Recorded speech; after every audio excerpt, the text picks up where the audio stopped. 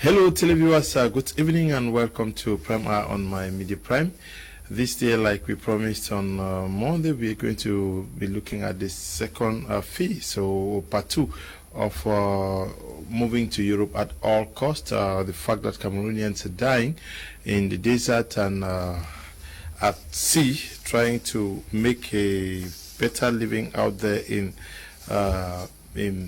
in Europe. Statistics in 2016 shows that above 5,000 persons actually died, and from January this year to June, almost 817 persons have died trying to cross the Mediterranean Sea.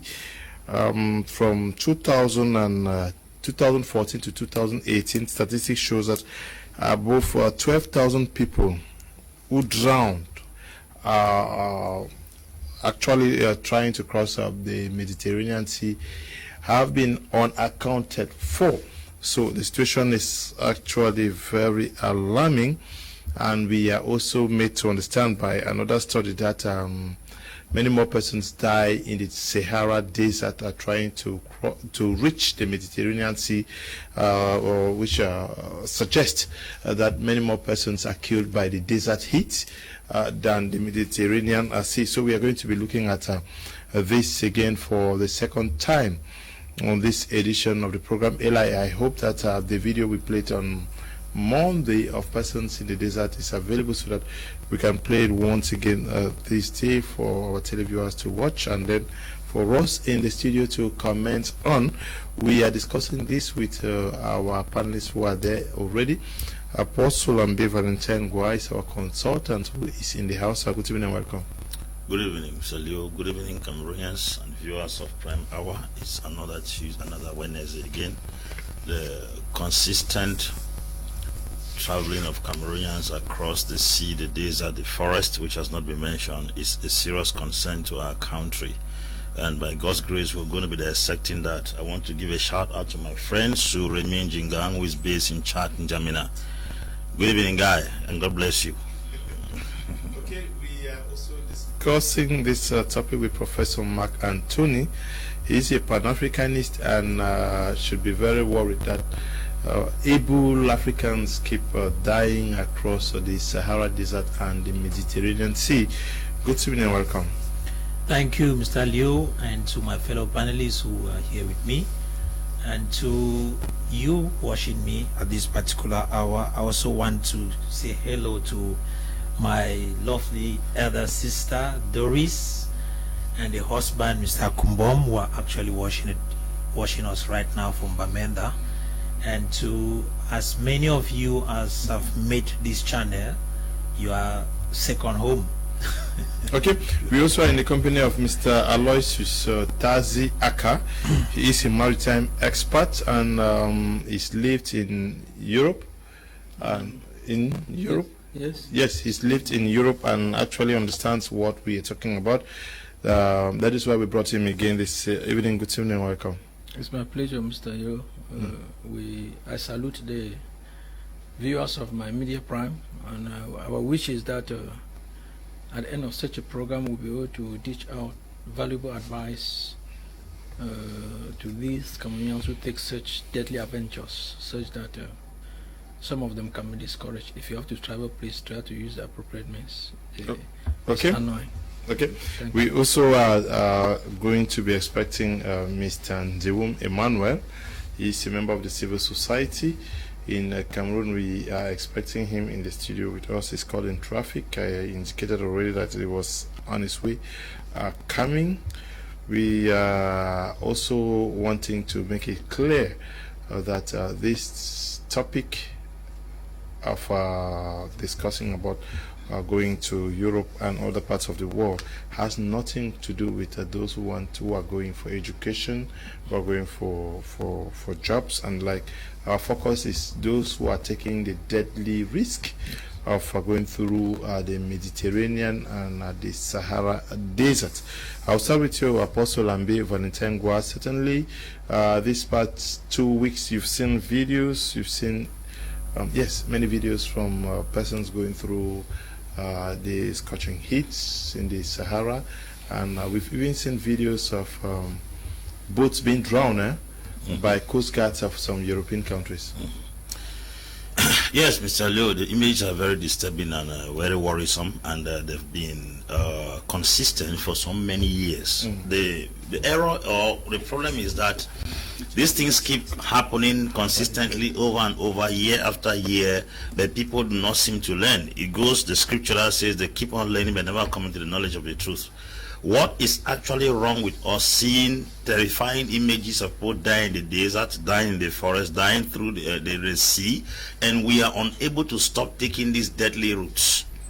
The first thing is that the testimonies that we got, the testimonies about people dying through the sea, the desert, the forest, are not as announced or published as the testimonies of those who go to succeed in Europe. The sensitization about the fact that people die in the streets, the deserts, it's not much on our televisions. Yes.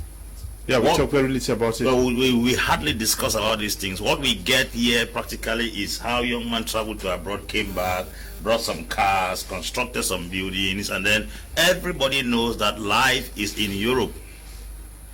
There is a very serious problem with the sensitization and the knowledge given to our people about the dangers attached to this particular kind of journeys. Those who succeeded, like what happened recently, the testimony of Francis Ngannou, that he passed through the desert, struggle, made his way to France, and then today he's a big star, has also helped to encourage so many young men who think that they can equally go through that path like Francis Ngannou and succeed.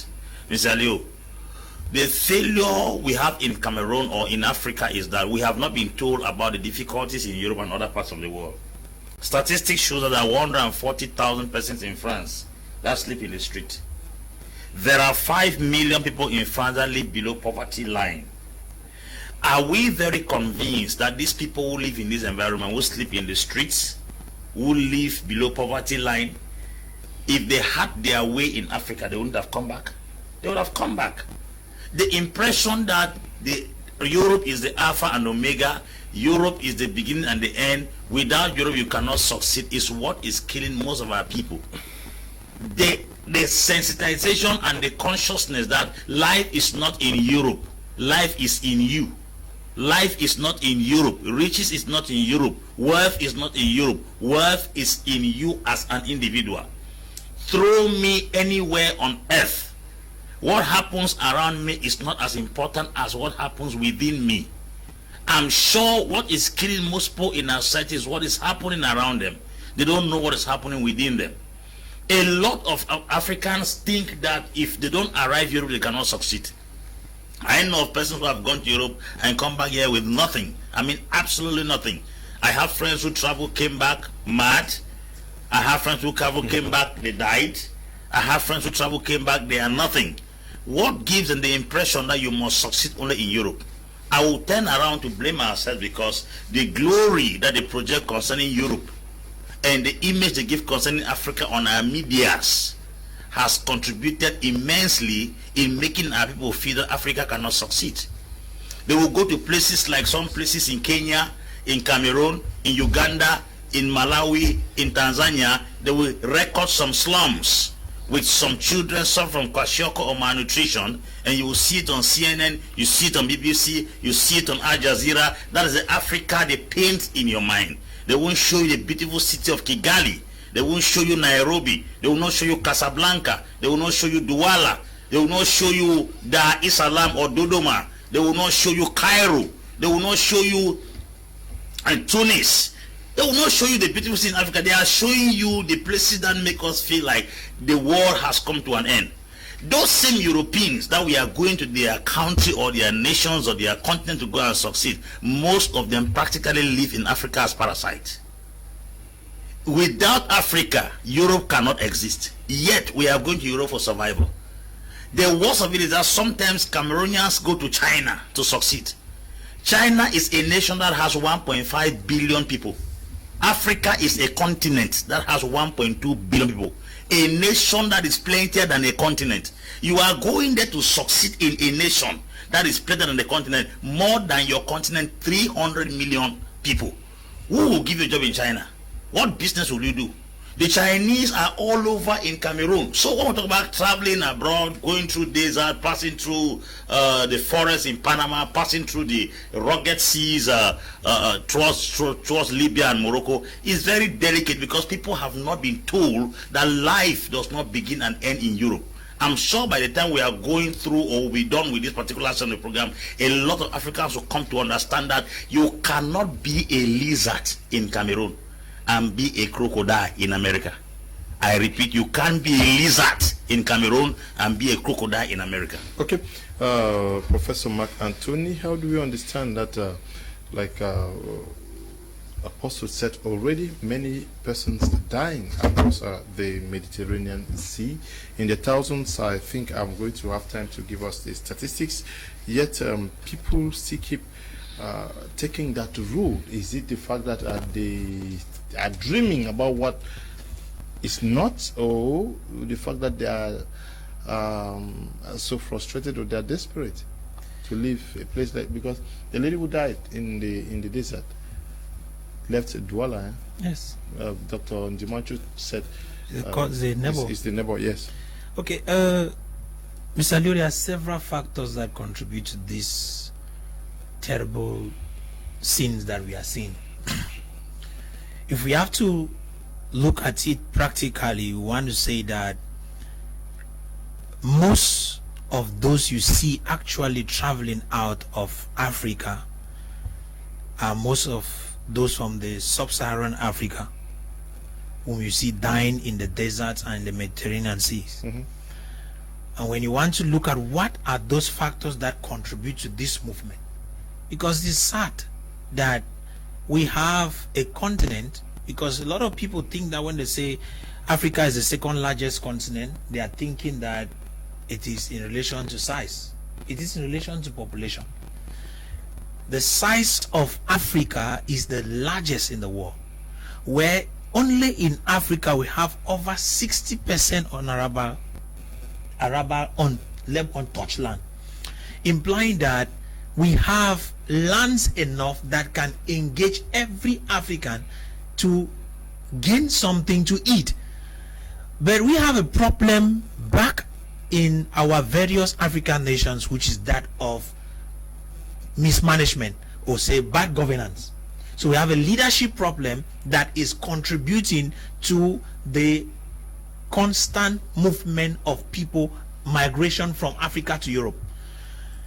And as a result of this mismanagement of these leaders, a lot of young people were supposed to actually be contributing towards the economic growth of the nation find their way moving out of the continent into areas where they are not supposed to. And most of them, like we have seen, actually do not succeed even to cross over. They die. So we have millions of persons who have died already.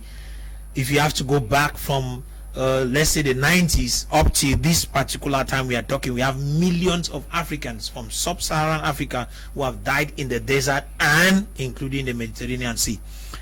But that is not because they wanted to travel. I am certain that a lot of them, if they had the opportunity to succeed here at home, they would never have moved. Because if you look, there is no environment. In fact, the government has not created that environment that should encourage young people to get involved in business. I was listening back to the message of the president. I think that was December 29, 2019, breaking 2020, when he said young Cameroonians should get involved in agriculture. I was asking the question, if the president gives the opportunity for young people to get involved in agriculture, lands in Cameroon are owned by the government, owned by the states. Did the government actually call the youth to come collect lands and get to start working? Did they give them some kind of subventions to encourage them to get involved in agriculture? or was it just a call to get involved in agriculture? So you say that because there were no lands given, people should. No, I am simply saying that a lot of young people. Desert. It is not something to encourage. I will never encourage it, and I don't wish that anybody should do that. Okay. But I'm saying that, Mr. Leo, as a result of these lapses, a lot of young people who lack what to do at home end up migrating. They find themselves walking across the desert when they were supposed to be fully involved in making sure that they work here at home. Okay. They do not have that opportunity. Secondly, there's an educational problem. The kind of education that we were given here permits us to only go for jobs. So it's like, okay, if I don't have a job in Cameroon, I need to go search for it somewhere. So they think that America is having, or Europe has the best jobs that you can have.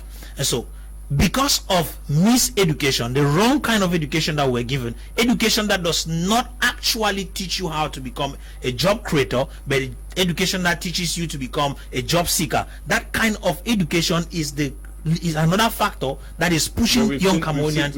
We've seen many persons who've abandoned their jobs here.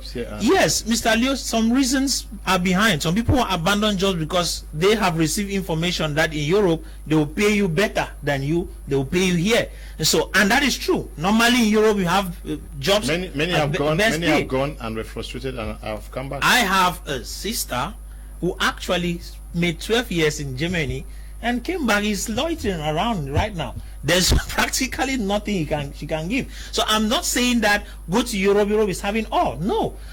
The thing that I am trying to say is we should not only look at the reason why they are moving. In fact, look at the fact that they are moving. We should also look at the reason why they are moving. The United Nations report here.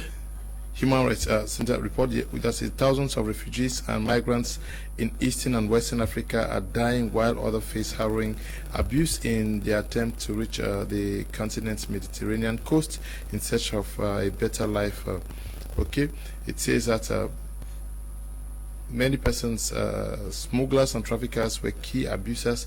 They enslave, they torture, they kidnap, and they do lots and lots of things. How do we understand that Africans are doing this to Africans?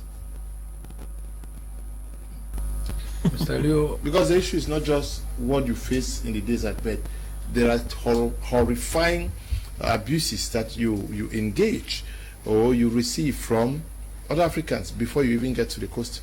I think one of the greatest problems in this issue is that people are not informed even enough. Mr. Leo, you'll be surprised to know that the information we are given there is the statistics are far below the number of people there, and what people go through in the hands of our brothers in the north, like in Libya, along the coast, the way they treat us. In fact, I got a testimony from one of them because I happened to have been involved in a situation. One person got missing. They didn't know whether he died or not, and I had to talk to some people, and it is slave trade has virtually come back. Okay. I mean, where they sell people in Libya. They sell people, they sell human beings. It's documented. I mean, so what you are saying about people abusing people is real. Okay, it is very real. And you ask the question, why would Africans do that to Africans? That's a question, that's $1,000 question that I cannot answer. But the question is, what I want to say is that the whole issue of that traveling to Europe via the desert and the sea is something to be discouraged. Because it is not worth the risk. It's not worth the risk. Anything in life that you would do that you cannot live to appreciate is not worth it. That's the way I look at it. Anything that will take away it will likely take away your life should not be done, because you will not be there to see the results of what you are doing. And there are a few factors that influences travel to Europe. One of them is the brand name that Europe has created. They have branded Europe in a way that if you are not reading, if you are not enlightening enough, you think that everything in Europe is good. No, it is not true. And as Prof said, our educational system has contributed a lot. In fact, I watched a program here where Apostle Ambe, I don't remember the title of the program, one of the Prime House famous program, he said she was like, they tried agriculture, say agriculture in Sweden, this and this, this and this. Okay, so we are trained, our education system trains us to feel that there's nothing good that can come out of our country. Okay, we don't even know about our own, what is happening around us. And so our educational system too is contributing a lot. And one thing I'll also mention here is that if you take statistics of this Igbo dynasty, a lot of them are not the very educated class, but they have a lot of skills. These technicians around, okay, they just feel that if you ask I know of a handful of them who have their small businesses and they're faring well and they abandon it to go to Europe. So I think the bottom line here is we should discourage this issue of people traveling via the desert to Europe. We should discourage it, and I think our African governments, okay, should do something, work with the governments in Libya to get some of these guys back, because I think the irresponsible attitude of the border police, I don't know whether it's the gendarmes or for the case of Cameroon or other border officials, you see, they travel, okay, they leave Cameroon, they go to Nigeria, they go to Niger, they travel. There's a way to short circuit this their journey, because we know what they are going through. There's a way that they can, the African community, African nations south of the Sahara can say, okay, these borders should be closed for this type of people. Because when they move out, they know where they are going to. They can easily make it. I think something is not only about us talking here and telling people what to do. We have to, the government has to step up and set up a network among governments to mitigate this, because at the end of the day, if you have a son who is prepared to commit suicide and you have the opportunity to stop that child, you should do it. Don't say that, okay, you are 21 years old and you can go and die after all, you are old enough.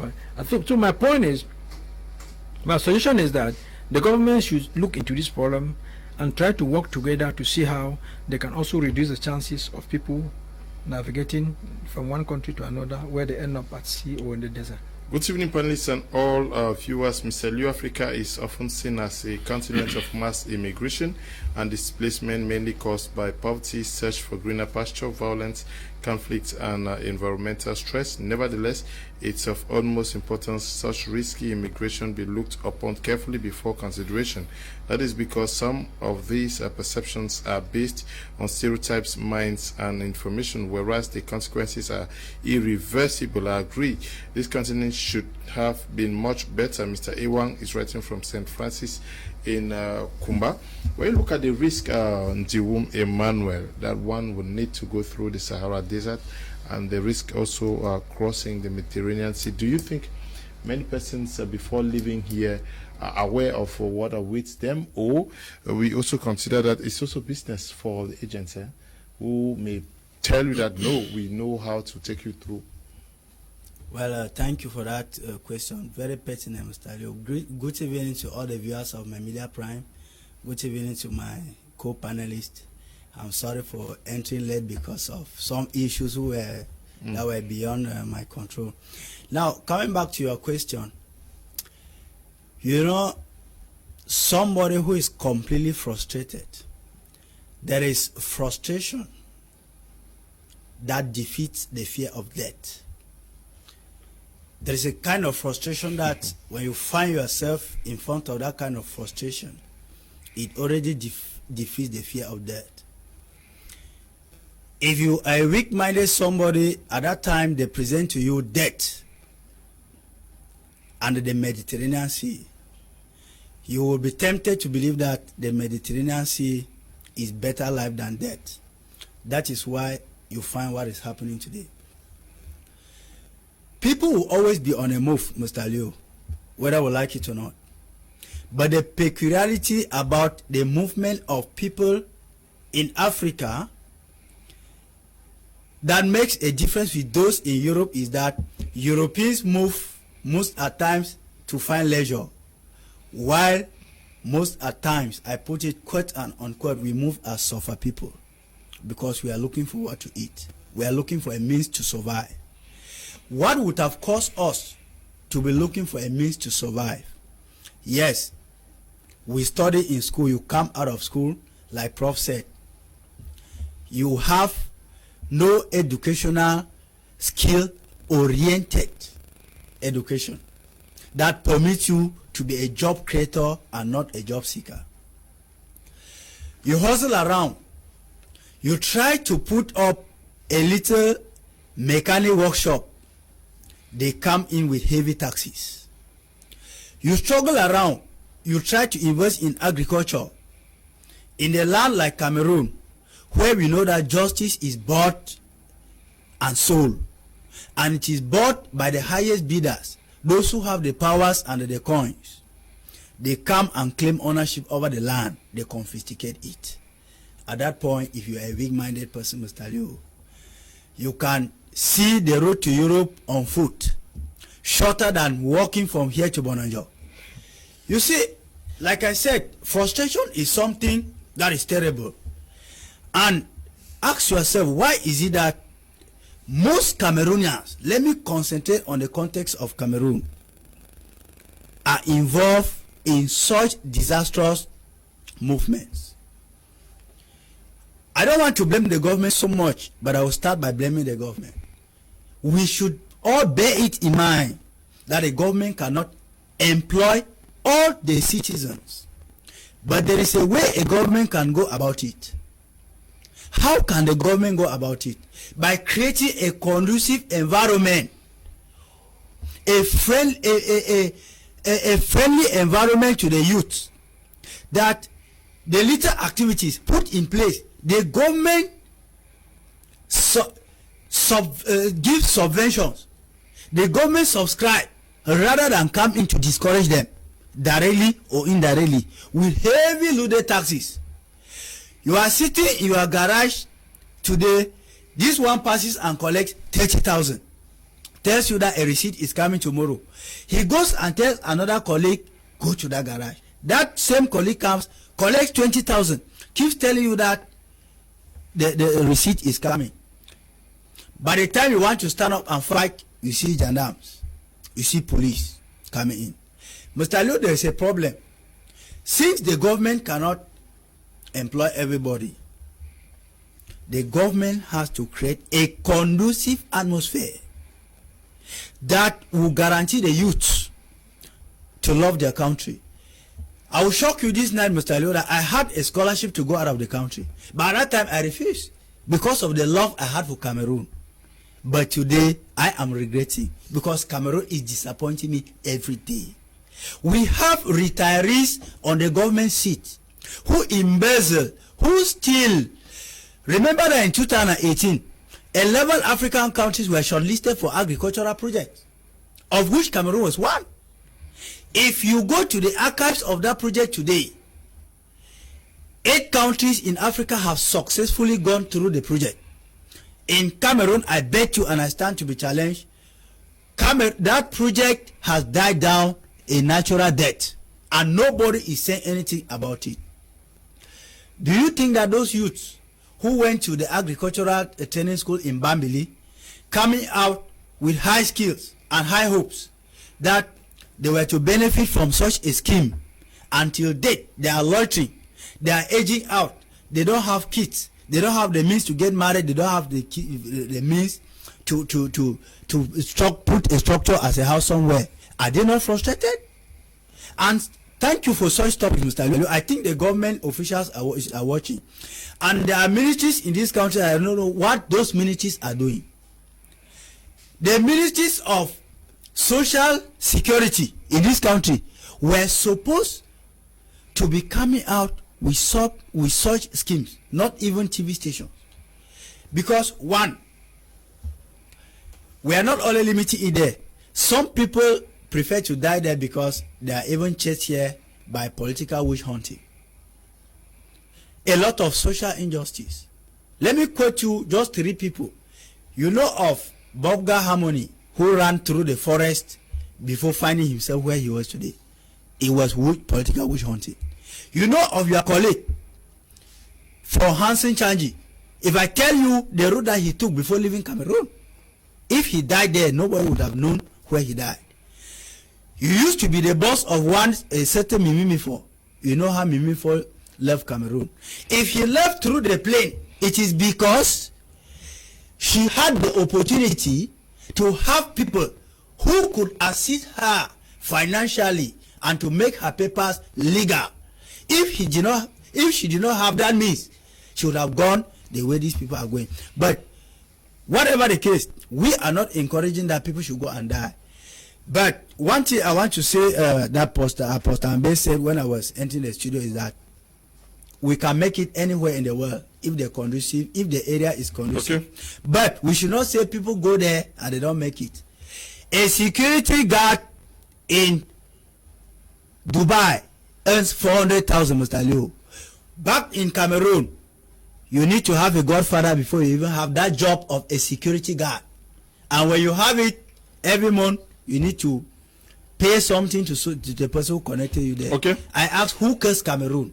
Something is wrong with this country and something must be done. Decree a word and Cameroon be blessed. We are decreeing it using your microphone, Mr. Liu. Good evening, my brother. You have a point with what you are saying. All that kills us now is tax. My name is Laurent Bimela. I'm writing from Yaoundé. Good evening to you, Laurent. Good evening, Mr. Liu. Our leaders are the cause of youth migrating to Europe. We are slaves in our country with no pay, so we prefer to go and be slaves over there and get paid. How can they keep telling us youth are the leaders of tomorrow, yet ministers keep jumping from one ministry to another? It's really a shame. Crise is writing from New Bell in Douala. Good evening, Mr. Liu. So I do appreciate the panelists for their great contributions in educating us, the Cameroonians. The big problem we have now is that will they listen? Someone is leaving Cameroon to Mali to search for jobs, leaving Cameroon to Gabon in search of jobs. With all the fertile soil and free natural resources we have in Cameroon, ignorance is a disease and not even a sin. Okay? Yes. Mr. Liu, good evening, and everyone in the studio. We are forgetting that migration gives the government stress-free due to the fact that youth give the government pressure. This means economic and political instability. Noel is writing from Dubai. Apostle Ambe Valentine Gua. Someone just evoked the question of our being enslaved by our own volition. That is, when you look at what people go through in Libya and other North African countries, I really would have loved to have somebody who lives in Morocco. He was supposed to take part in this edition of the program. Something just came up this evening that disrupted his participation. But are we giving up ourselves for I don't know whether it's a second enslavement, just because of our situation? Jack Ma said, and I quote, if you give money to a monkey and banana, the monkey will choose banana, not knowing that money can buy much banana. I think the challenge we have here is a challenge of priority. We do not actually know what we want. Let us consider that Cameroon is an oven that is burning. I'm sure the desert is hell. Will you choose to go to hell rather than burn in an oven? If the journey to Europe may cost your life, the journey to Europe may cost you to be raped, the journey to Europe may cost you to be sold, why not stay back here and earn 50,000 as a security worker? That is, we have chosen to go for banana and deny to get what can buy much of banana. We do not have a priority. To me, if you are living out of this country to go and gain skill that is not available here, it's appreciable. If you are leaving this country to go and gather knowledge that is not available here, it is appreciable. Somebody said when Asians travel to the West, they go back home with CDs and hard drives. Of technology. When Africans travel to Europe, they come back with mattresses that have been used. Used cars, used gas cookers, used plates, used spoons. With the risk we carry to Europe, we go and carry used products. Because our priority of going to Europe is not going there to come make Africa look like Europe. we come make Africa look like a dumping ground to Europe. Most of our so-called bush fallers, in quotes, what they bring here in return is not the technology in Europe, it's not the skill in Europe, it's the waste in Europe. So the dumping ground of Europe is Africa. Of what benefit will I take such a risk through the desert, through the forest, through the high sea, to either be killed, raped, maimed, or sold as a slave, just to go and gather used mattresses, used vehicles, used gas cookers, used clothes, as well as used shoes, to come back and sell? It is to let you understand that even though you are traveling to that Europe, the money you are looking for is still in Africa, because you don't have enough liquid cash in your hand. That is the reason why the little money you have in your hand, you have to buy the waste there, load in the container, and come back here. At the end of the day, who is prospering? Those who come from Europe. It's us. It's the Africans who they abandoned behind are the ones that are making them prosper. Because if I travel to Europe and I have 10,000 euro, coming back to Cameroon, it means nothing. I'll buy a car, let's say 2 cars, and come and sell here for 15 million. Who is making you prosper? The same Africa you left to go and carry junks in Europe is the same Africa you are relying on to sell the products. And if everybody left Africa, who will buy that thing you brought here? Who will buy it? I think it's our priority. The orientation is our problem. We have an impression. There's this impression, and this thing is practically colonial. The colonial master gave us an impression that our place is not good. Africa is not good. It is true we have bad government policies, which we cannot throw all the weight on the government. We have bad government policies, but in the midst of these bad government policies, some people are still succeeding. In the land where there are beggars, there are equally lenders. In the land where there are borrowers, there are equally lenders. Where did the lender get his money? What that the borrower is going to borrow? I think what happens around you is not as important what happens in you. I told somebody that slave trade has gravitated to the extent that we no longer see it for Africans being bought from here and taken to Europe. No.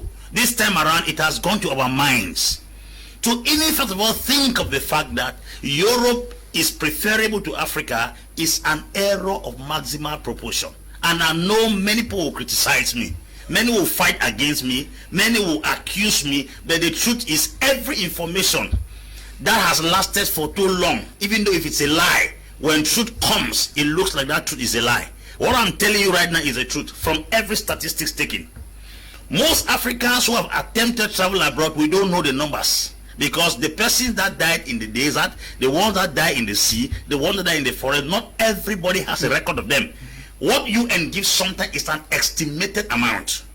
That manpower, that mental capacity, those people who are dying in the desert, if they were to stay back here in the continent Africa and think of developing themselves in this Africa, there would have been a benefit to this continent. One other thing we must understand is this: the Europeans, when they were to come to Africa in search of what they needed, they didn't pass through those routes. They allowed their technology to come to a place where they could come and sail here through ships and enter into Africa. Why is it that with all the development in technology, we are using very, very crooked and harsh methods of going? Someone that stays in Cameroon and eats plum and corn for supper is better than him that dies in the Sahara Desert. Someone that stays here and earns a salary of 40,000 is better than him that dies in the Panama forest. Someone that stays here and earns 60,000 as a security man is better than him that dies in the high sea. Because I think we have not been told practically that some persons have taken this risk also, gone to the Europe and unable to trace anything.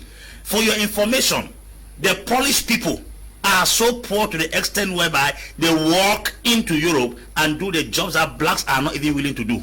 There are very poor white countries. Poland is one. Azerbaijan, Uzbekistan, they are poor countries. If you go to Dubai, there are Sri Lankans and Indians there that will do the job that blacks in Africa will not do. What makes you feel that when you go to Europe there's an automatic job somewhere kept? You travel here with a first degree, travel to Canada, to America, and you are a cleaner in a shop. I have friends who live in Europe. The only thing that makes Europe live with Africa is credit. Most of them live their lives on credit. You see them coming with huge cars. Those cars are on credit. Somebody lives his life indebted till eternity. It is in Africa you buy a car for 4 million franc cash. You don't buy a car in Europe with cash. Even telephones in your house, you don't buy it with cash. You take it on credit. What kind of life you are living? A life on debt? Proverbs 22 verse 7 says, and I quote, a borrower is a slave to the lender. The rich will always rule over the poor, while a borrower is a slave to the lender. Take this from my mouth. What the modern day slavery is not the ability to carry us to Europe. Is to keep us in a place of constantly borrowing. And all blacks who are listening to me, whether in America and Europe, you live your life on credit. That makes you an advanced digitized slave. Let us stop beating around the bush. The earlier we start making our people understand the importance of this continent. See, Europe did not suddenly emerge from nowhere. The Europeans were living in caves some years back, some 300 years ago. It took also some time for them to persevere and then develop their continent. I said that the last time, that it takes an agrarian revolution to give birth to an industrial revolution, because you cannot produce machines if you don't have products yet produced. Okay. We have not yet exploited the agricultural sector of our country. We are talking about technology. Or should we jump in? Okay. Wasting time. Okay. Let us take a short break and look at this video of our brothers and sisters who left Cameroon and are struggling to move over to Europe for greener pastures. Is it worth it?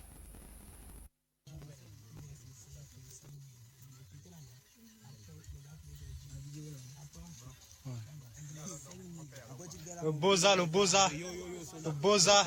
ici c'est au désert, père. Il est comme ça en train de choquer le désert. On choque le désert, mon frère. Hey, le Boza est là, ça se passe tranquille, mon frère. Mais c'est dur, père, c'est dur. On a envoyé Jésus lui donner l'eau. Jésus est venu nous sauver. Il faut dire comme ça. Jésus est venu à lui-même. Père, un conseil, ne faites pas ce que nous faisons. Un conseil, ne faites pas ce que nous faisons. Ouais, un conseil, on est là au désert. On va se faire ce que nous faisons aussi.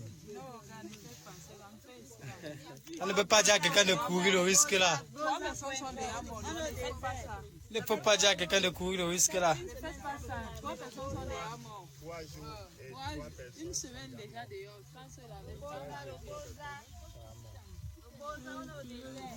mon frère, la reine est morte au désert. Maman dit de vendre le cube, je n'ai pas compris. Maman dit elle voit le marché du cube là, mais ma doigt là, elle vend. Attention, je meurs. Ouais, Boza. Celui qui a la vidéo là, tu vas me sentir. T'inquiète, ça va arriver, t'inquiète. Hey, Boza. Au désert. Pas compris. Yo, c'est posé. Faites pas ça chez vous. En live. Ce n'est pas au produit. Et on avait le grand boy, il oublié d'Edo. Donc voilà, il a fait un bâtiment. Il a fait un bâtiment.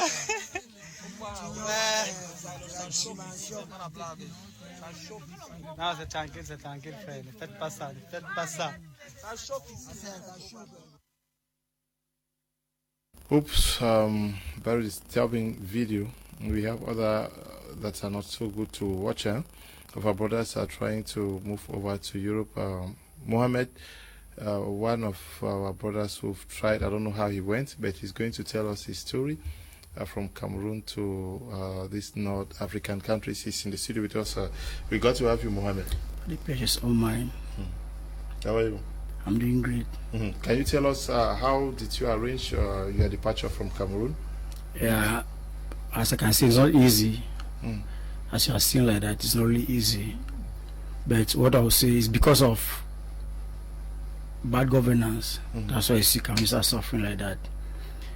And even you see right there, even as they are struggling to go there like that, even in Nigeria, where they are going, right in the village of Zinedine Zidane, at Tamara says it's not even easy because there's another film even to cross it to go to Agadez. So it's not really easy. So I pity my brother because the same gender I have taken several times. The same gender I'm taking because I'm a guide. You are a guide? Yeah. What is a guide? A guide people that a guide. You can be arrested though. You are taking people through this. I'm not, they ask for the map and I give them. I don't force people to go. How does it? I don't force people to go. They are going for the greener pasture, so I cannot hold somebody. How does it operate? How did you go the first time? How did I go the first? I had a friend that is in Morocco. So I said I want to come to Morocco since I'm a businessman. Might be the since things are hard here in Cameroon, so might be I can have business connection there or business connection whatsoever. So he gave me the map and I followed that map and I met him. He left all the way from Rabat to come and take me at. You left Cameroon to where? I left Cameroon from Cameroon from Kumba. You had to take a taxi to Three Corner Park. From Three Corner Park, now you take a vehicle to Ekok. From Ekok now, if you have your passport, you have to stamp your passport, pay 3,000 francs. Then you enter to Nigeria. From Nigeria now, then you can find your way now. Either there's another means. There are people that goes through Libya. You got me? And there are people that goes through Algeria. People that are going through Algeria, they are the ones going to Morocco to pass through Spain. And the people that are going to how can I call it? The ones that are going through Libya, they are going to Italy. You see, and it's not easy. Just to reach there, the French guy that always move around, they say c'est un film pour nous. So I don't know what they actually mean by that. So it's not really easy. So the journey is very difficult. Like where I'm living, I still almost about in Oran, the capital of Algeria. I still almost about before coming as I was coming there, almost about 24 Cameroonians, 24 Africans, both Nigerian,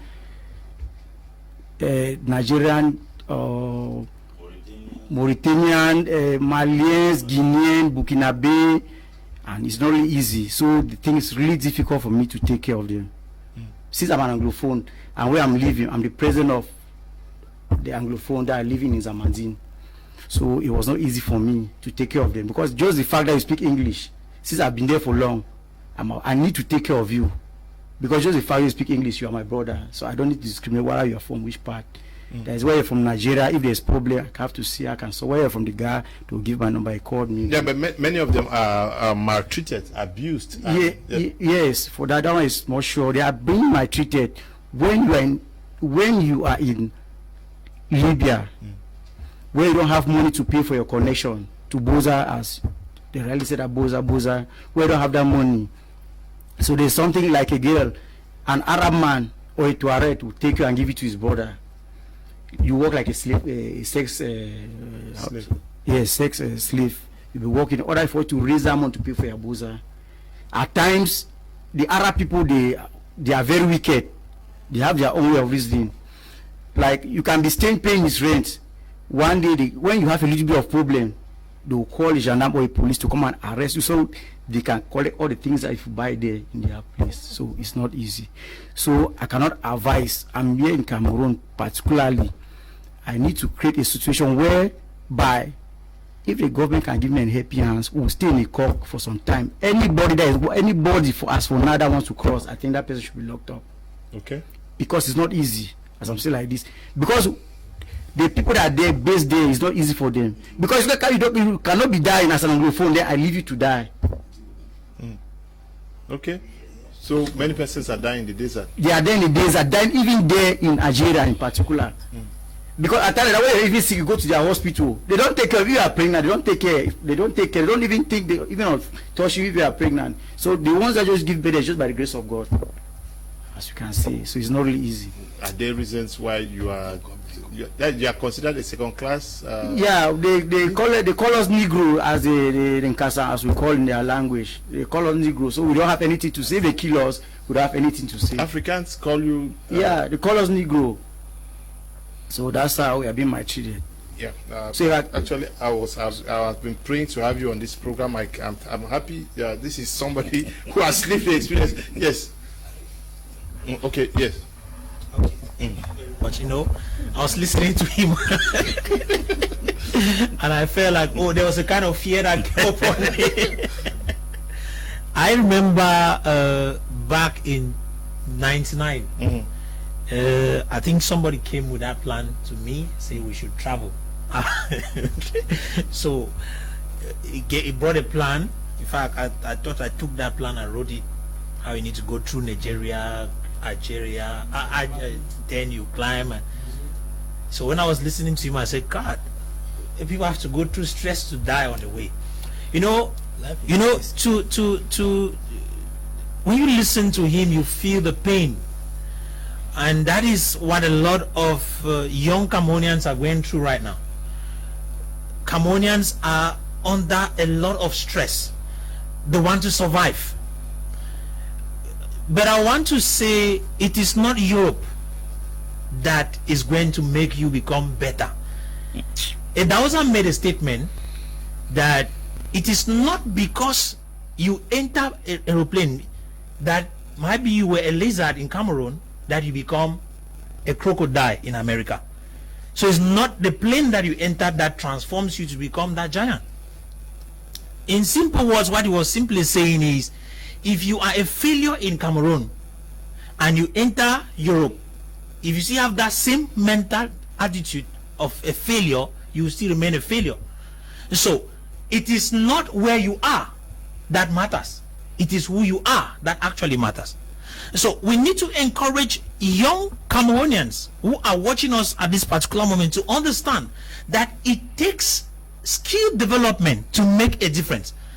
Some of us, we are complaining of the educational system for the good of many. It is not like you cannot make it with what you have.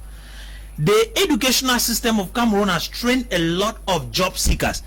And so a lot of people do not have skills. But at this particular moment, it is encouraged, it is very, very possible to develop skills and become just the best wheresoever you are. There are people who have made it in Cameroon who never saw Europe. There are people who have never gone out of this country and they are making it big. It is rather unfortunate that some people, I've seen people who have made it, and because of the fake stories that were sold to them of how Europe is a paradise, they had to sell everything here to rush to Europe. And some of them, when they came back with pain.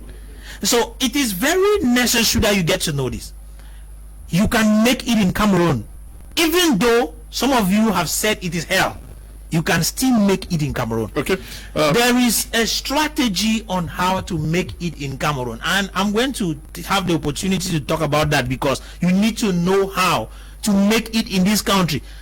It is true that everything is difficult, but one thing I'll tell you is that there is a lot of laissez-faire, which gives a lot of opportunities. They call it there's a name in French that is given, that the government calls it tolerance, administrative tolerance. Yes. That permits a lot of young Cameroonians, you can take advantage of that and soar high in this nation. I will talk about that soon. Yeah, but I really want to make a point clear, like I said at the beginning of the program. This program and the panelists are not against those of you guys who are in Europe. Please don't get us wrong. Our issue is going through the risk of the Sahara Desert and the Mediterranean Sea. That is the focus for the edition. Those of you who are doing us proud out there in Europe, doing us proud out there in America, we are also very proud of you. But should we actually encourage our brothers and sisters to engage in moving, like he said, through Nigeria, through Niger, through Mali, and then getting to Agadez, and then we are hearing of Boza, something things. Yes, but you followed his narrative. You have been in Europe. I'm not sure you went through that. No, I didn't, Mr. Leo. It's very scaring when I listen to him, honestly, because it's painful. Because these are human beings we are talking about. I mean, he tried to paint a picture of what I was mentioning about slavery. People are actually being sold. That's you're in a country where when you are sick, you go to the hospital just because of your skin color. Yes. People are actually being sold. In Libya, I thought I was really listening to him. Unfortunately, it seemed as if he did not take the Libyan route. Because the testimony I got was actually from Libya of what people go through. It is very, very scary. And so I wish I would say that, please, if you have to travel, you have to go to Europe, please. If you can't do it the right way, don't dare. There are a lot of. I remember one day I was passing through Kongsamba, Bangangte, and I said, Simon, and somebody was in my car. He said, "Those your skyscrapers that you build. There's a lot of money in Cameroon. There are a lot of opportunities in Cameroon that we can work on." Now the point, I know there's a bridge. There's a bridge between these struggling guys out there and the orientation center to tell them what to do. At one moment, I want us to leave the government out, okay? Because if we're expecting a lot from government, it's not happening now. We can leave the government out and start doing something to mitigate the situation while the government joins us. So my point is, as I was very happy when Prof mentioned something about proposals towards a remedy to this, and this is something I had in my mind. So I wish that Mr. Leo, you create the opportunity. Any of us, I think it's as if Prof also initiated something where these people come, the people planning to take these routes should be able to. Maybe we use somebody like our brother, who is already like a center. When they come consulting to you to give them the mount, then we can then link up with you to orientate them towards the center. And you tell them the opportunities they have around them. There are some of them who have full functioning businesses and they are selling them off. Okay, which is not. Then they regret when they get out there. I mean, look at they die in the desert, they die at sea, and a lot of them you cannot come back. You can only go ahead and you survive or you die. So it's something that we've spoken about it a lot. We should start thinking of how we can contribute in our own little way to mitigate the situation, because it's really alarming. Yesterday I was in the cab and somebody said, your program, Media Press, said, you know that as we're talking now, people are leaving for Libya. I said, okay, so, oh yes, they will go.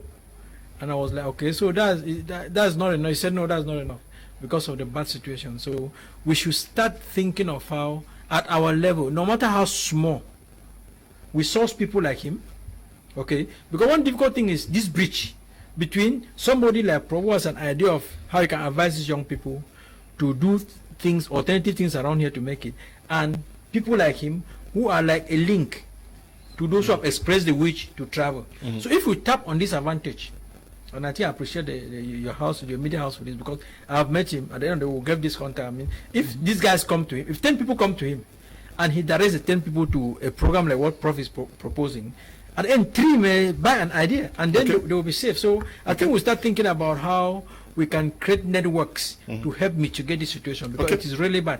Mr. Liu, when you use your savings to get abroad, you will be deported, but when you invest your savings, you will be paid to go abroad. Cyrus is writing from Bafoussam. Good evening to you, Cyrus. Mr. Liu, for me, some Cameroonians prefer to die in the desert than in their country because of the system doesn't give room to express what they know. God help us. Anya is writing from Boya. Please tell the guy putting on the hat. No.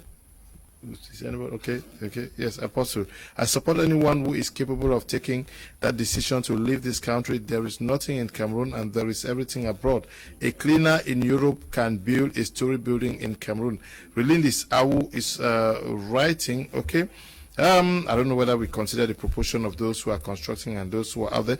Good evening, Mr. Liu. People travel for several reasons, as we all know. If anyone thinks he has a service that could be well paid elsewhere than where he is, she is, then let's. Okay, you want Paul Numbuma writing from Simbok in Yaoundé.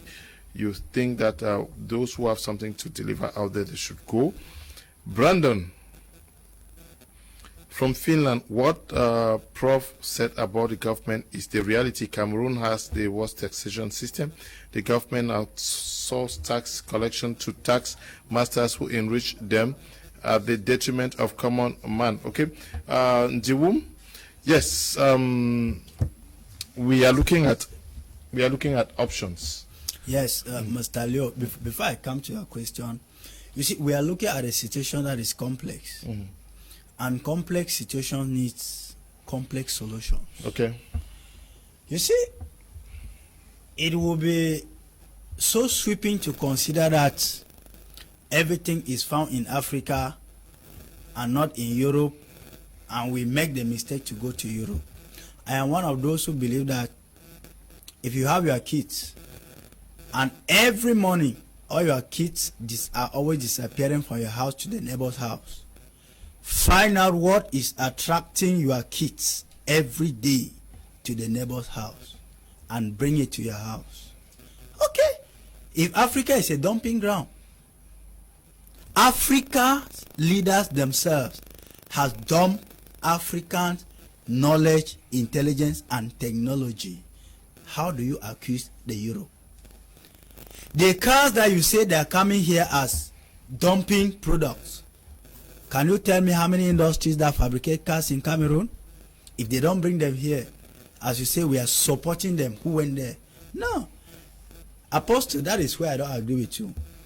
You see, life is all risk. There are some risks that you take and you succeed and they jubilate. Even politics is a risk. To rig an election is a risk. When you rig and you succeed and you remain on the chair like the tired old squirrels that we have in African country, you enjoy the benefits.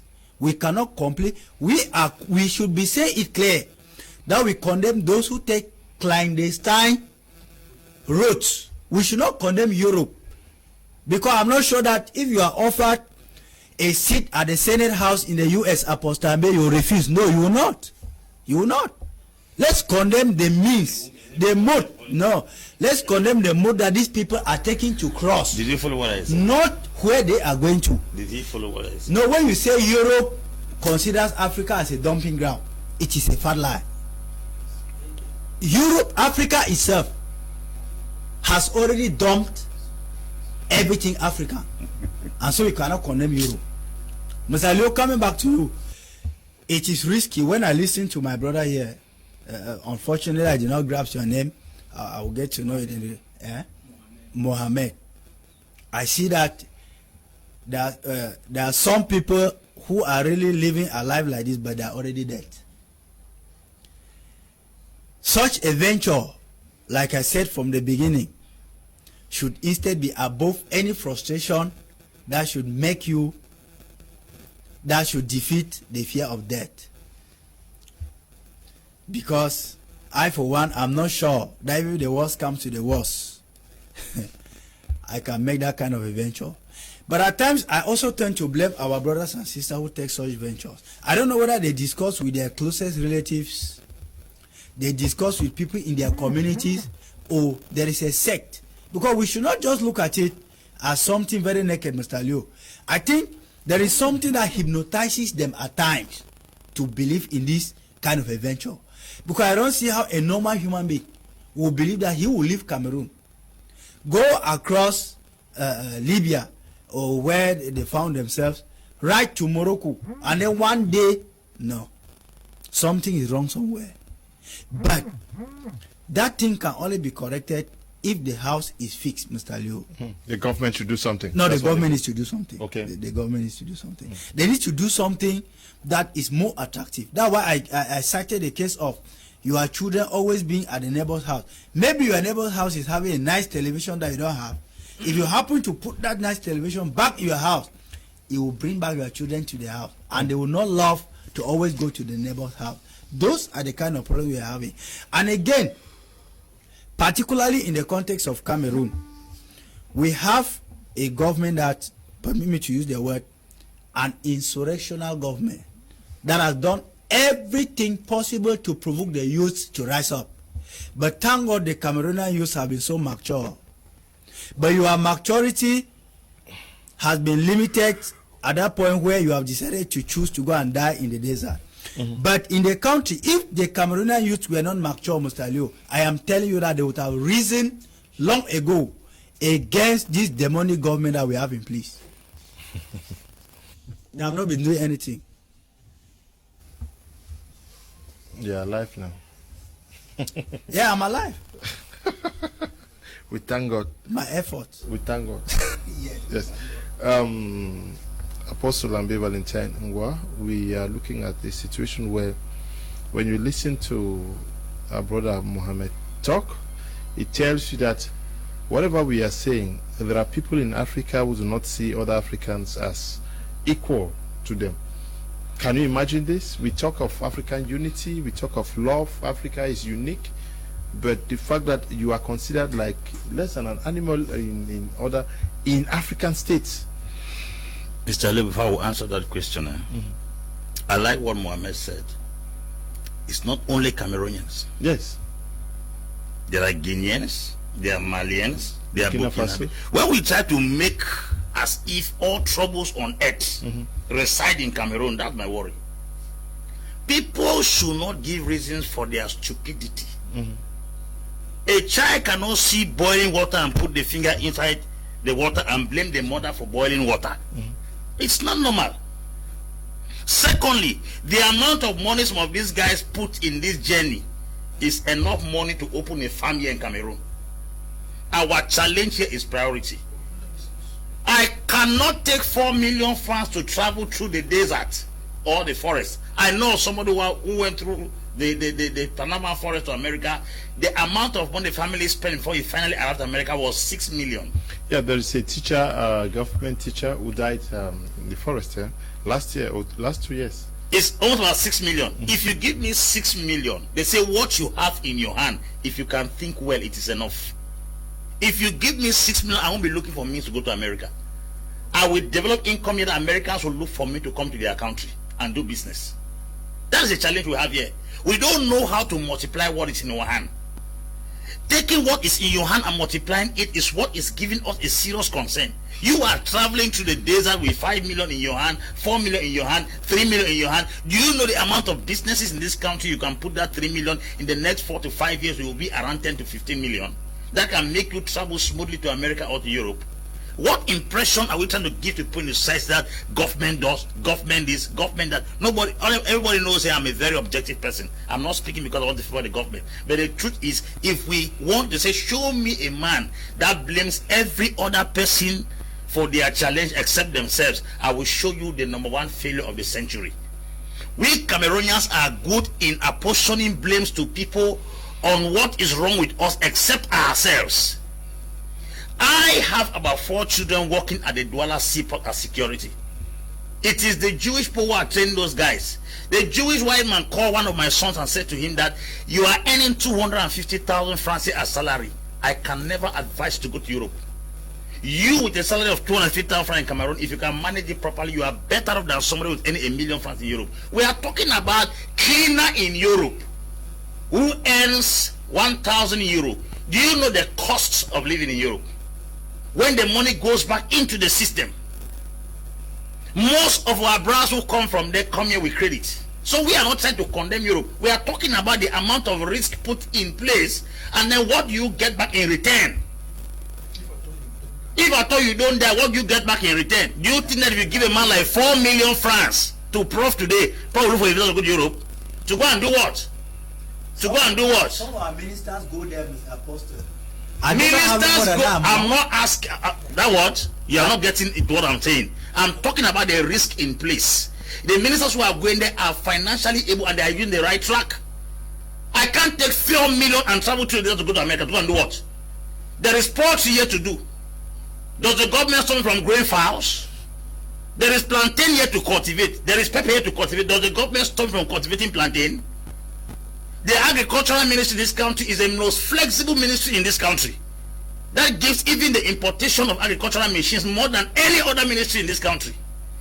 As much as we blame government for several things that they do, we should not apportion blames on things that are our errors.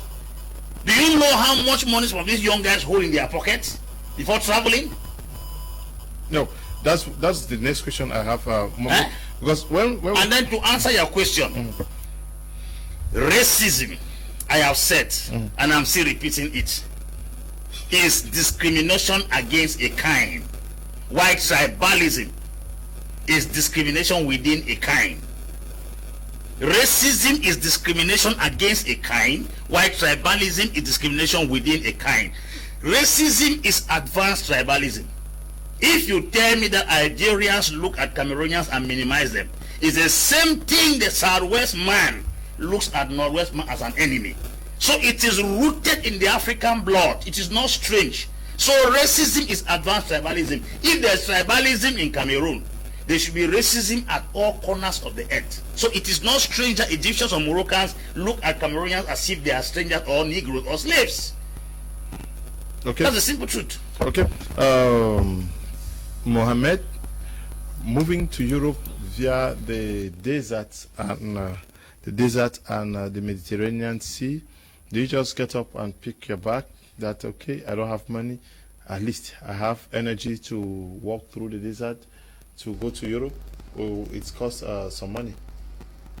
Mr. Liu, it costs some money, and what I can say is because most of our brothers and sisters, they are being misled by people who are already in Europe.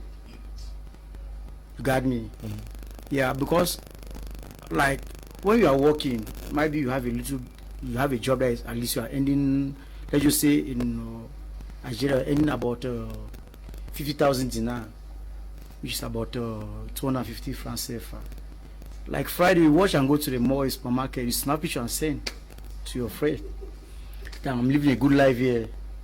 In Algeria? In Nigeria. Algeria is just like Europe. Morocco is just like United States. It's just like California. So I think those are one of the things that makes our brothers take that risk. Yeah, but does it cost some money? Actually, if you are living in Cameroon, yeah. Yeah, from here to Niger to Agadez, as for myself, I spent 500,000. You got me, 500,000. Then from Agadez to Tamaracet, you can spend close to about 600,000 because it's not easy.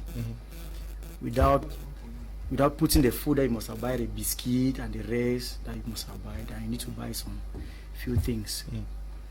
So from there now, let's just say from Tamaracet, because where the struggle now continue to reach the Mediterranean Sea, that is another film. That is even more than the one in the desert. You got me? So now, from you now living like you are in Oran, where I'm living, the capital, economic capital. From living now Oran to the frontier, that is the border. Now the border now, the frontier border now, to leave there now to go to Rabat, because that is the first village after you must have crossed Algeria. To reach Rabat is another film, because from there you have to pay 700 euro, that is close to about 400,000 francs. Your guide now can take you now to Rabat. From Rabat now you have to call the guide must have like crossed you. You have to like have his contact. He's going to give you another contact. Other guide has to take you from Rabat now to Oujda. From Oujda, maybe you want to go to Casablanca, or maybe you want to go to another place. You spend a lot of money. Then now when you reach now at there's a place that they call Forest. So those people that want to go to Spain, that is where you go and live. Forest. When you go there, you see people that you think that might be like, I'm from Kumba. I know Kumba. They had the impression of traveling. You go to Fiango. This man is in Europe. So when I went there in that forest, I went there just take some people, since I was a little bit fine there in Nigeria. So because of the French and English what I speaking, so Arwan Aramanda took me. They had a program in university like that. So Arab, they don't speak English. So it was unfortunate that I was working in that chantier. That's where God just decided to locate me. I was working in chantier there. That was the chantier I was sleeping. So I was like talking on the phone with my parents in English. So it's like that thing was passing. I said, which language are you speaking? And I said, I'm speaking English. Where are you from? Some from Cameroon. He asked me, what have you come to do here? Because today in Cameroon, people are fine. There's everything. There's banana. There's banana. Because he said that he has been in Limbe. That the banana that they are eating is from Limbe. I said, yes. How much do you sell banana in your country? I said that we don't even buy banana, because in Buya you don't even buy banana. Tell them we have good banana is scattered everywhere. But they will buy one banana for 500. So in Rabat. Yes, even in Algeria, even around one finger of banana is 500 francs. Yeah, but these guys called their guides. You pay them money? Yes, that other correct. You send the money. Like if I'm in Algeria, you give the money to my parents. We call it blank market because there's no bank. I don't have. I'm an illegal immigrant. I don't have any document, so I can't go to the bank. So you give the money to my parents. Then I have my gida. It's just like a chain. You see now. So I have somebody in Ecom. That person from Ecom has to take you, cross you to Ecom. There's another person in Ecom that I have to pay the person. You understand? So you have to pay that other person to cross you. That's how the thing. It's just like a chain. So I'm the one that I'm there in Algeria or Morocco or in Libya. So I'm the one that's sponsoring those guys. Yeah, I read a report that says that many of these guys are abandoned in the desert by the smugglers. I don't know whether you are one of them. Yes, many of them are abandoned there to die because they. Yes. Yes. I'm not a smuggler on your question. Yeah? No, I'm not a smuggler. You know, we're in Cameroon. I came here for a reasonable part. No. Okay. Yes, but I've read a report that says many of these guys die in the desert because they were abandoned. How does it? They are not abandoned. If you have your money, you travel. It's because some of them. Maybe they must have stolen somebody's bike, thinking that with that 500,000 they must have sold that bike, or 200,000 francs to take you to Algeria or take you to Europe. It's impossible. Okay. So when your money gets finished, what do you expect? Do you expect me from Morocco to send you money in order for you to travel? Your money is finished, so you stay where they and call your parents behind. You look for money. So if you don't have that money, you remain in the desert. That is the simple truth about it. Nobody, if you pay your money, if you pay a 500 francs, that you have to reach Agadez. The guide must make sure, the Tuareg must make sure that he gives, that he leaves you at Agadez. Because without him leaving you at Agadez means that you will not give him another customer. So that's how the thing operates. So people that are dying in, that complain that they died in the Sahara Desert or then dying in Libya or whatsoever is because they don't have money. If you have money, because there are people in Casablanca that their parents have money, their family have money. Maybe they have been struggling to get to Europe. Here there are persons who actually get to the frontier and they stay years without having the opportunity to cross. How do they survive? They survive by begging, by tapping salam. You go to where, maybe you go on Friday, you go to cemetery, how do they call it? You go to mosque, you go to Beningrand, you go to cemetery, you go to graveyard, you go there and tap salam. When you start crying, when somebody is crying, that means maybe she must lost her mother. You start crying, you cry, it will help you by giving you some tips like that, give you tents now. Like that. Because if you cry in Cameroon, yes, in order for you to make life, that's how people sustain their life, by begging. You go to that, to like that the Fair Rouge. They are Cameroonians, they are Malians, they are where you come. See, we are just laughing because you've not been there. Where you've been there, you see people are suffering. People that sustain life is just because we just say that in Muslim, in favor of Allah. Allah just decide, like as I earlier mentioned, I was talking to Shanti, because of the English, that was like speaking. Somebody just said that come. There's a project here, you are speaking English. I put there are partners that come from somewhere, they will just be since you are speaking English, you just be translating, I will give you. You left Cameroon, where were you going to? I was going to Algeria. Okay, you were not going to Europe? No, I was not going to Europe. Because I'm a businessman. I see. Okay. I thought you were one of those folks. Okay. Yes. Wow. When this man is talking, I'm afraid for him. You know, before I say something, I want to remind those who are watching us that we are not against those who have traveled to Europe. You are not the only one who has traveled to Europe. And the reason why we are talking here, it is to actually discourage a lot of young people who risk it to go through the desert. I believe that it is possible to go through the desert and still succeed. We have people like Ngan who have done that and succeeded, and today we are hailing them.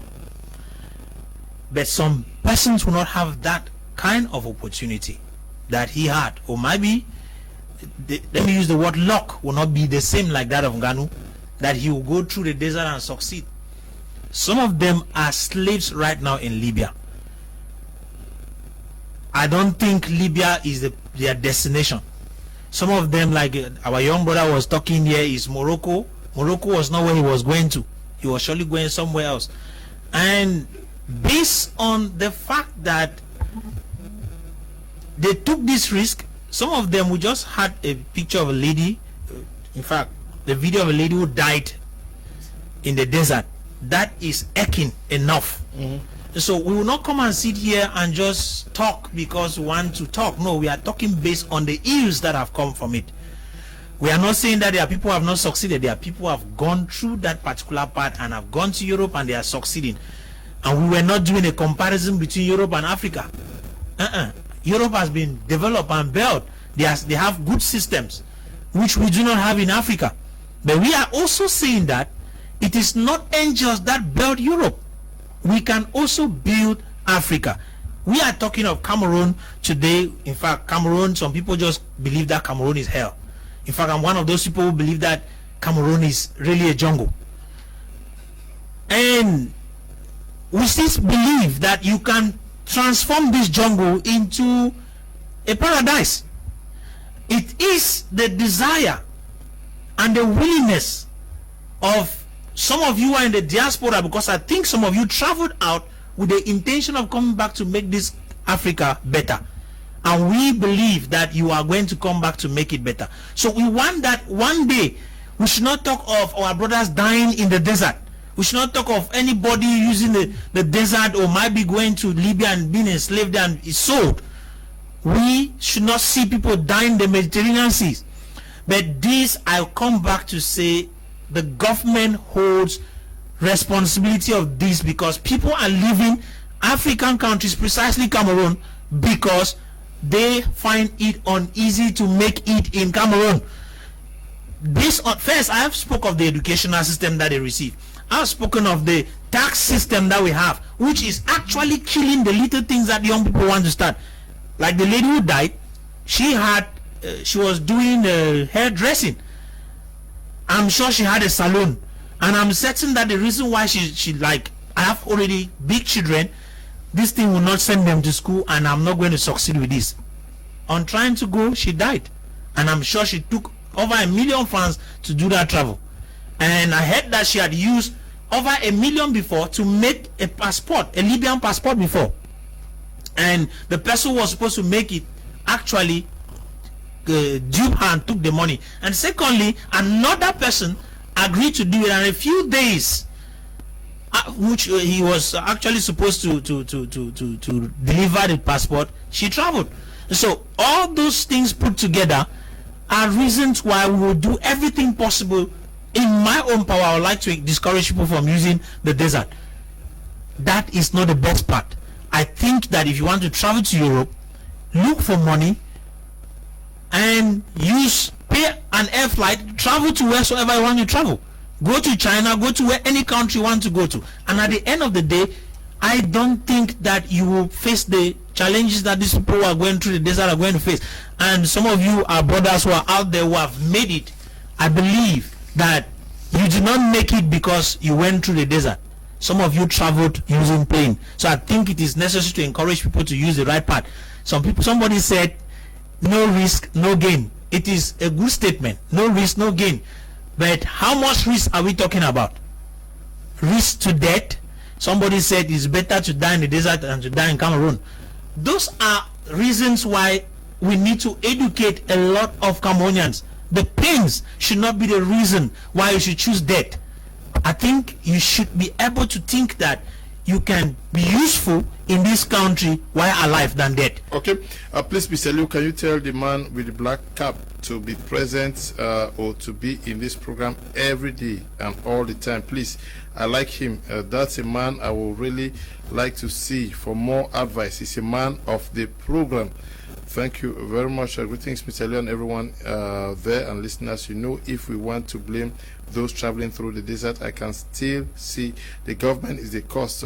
Take, for example, you want to apply for a job in Douala, you'll be asked to go to the National Employment Fund. Marcel is writing from Bamenda. Good evening to the panel. I'm Yepes. I'm writing from Limbe. We are in the society where you will go to school, have a degree, and there is nothing to show for it. There is a risk in everything you do. If you have the opportunity to go to Europe through the desert, I will. Okay. Yes, but the explanations from Mohammed, I will not say you should do that, even if you have the money, Mohammed. Even if how much does it cost? If you were to say that you will follow that route to Europe, to Italy or to Spain. Yes, using the desert and Mediterranean. You will spend close about 3,500,000 francs CFA.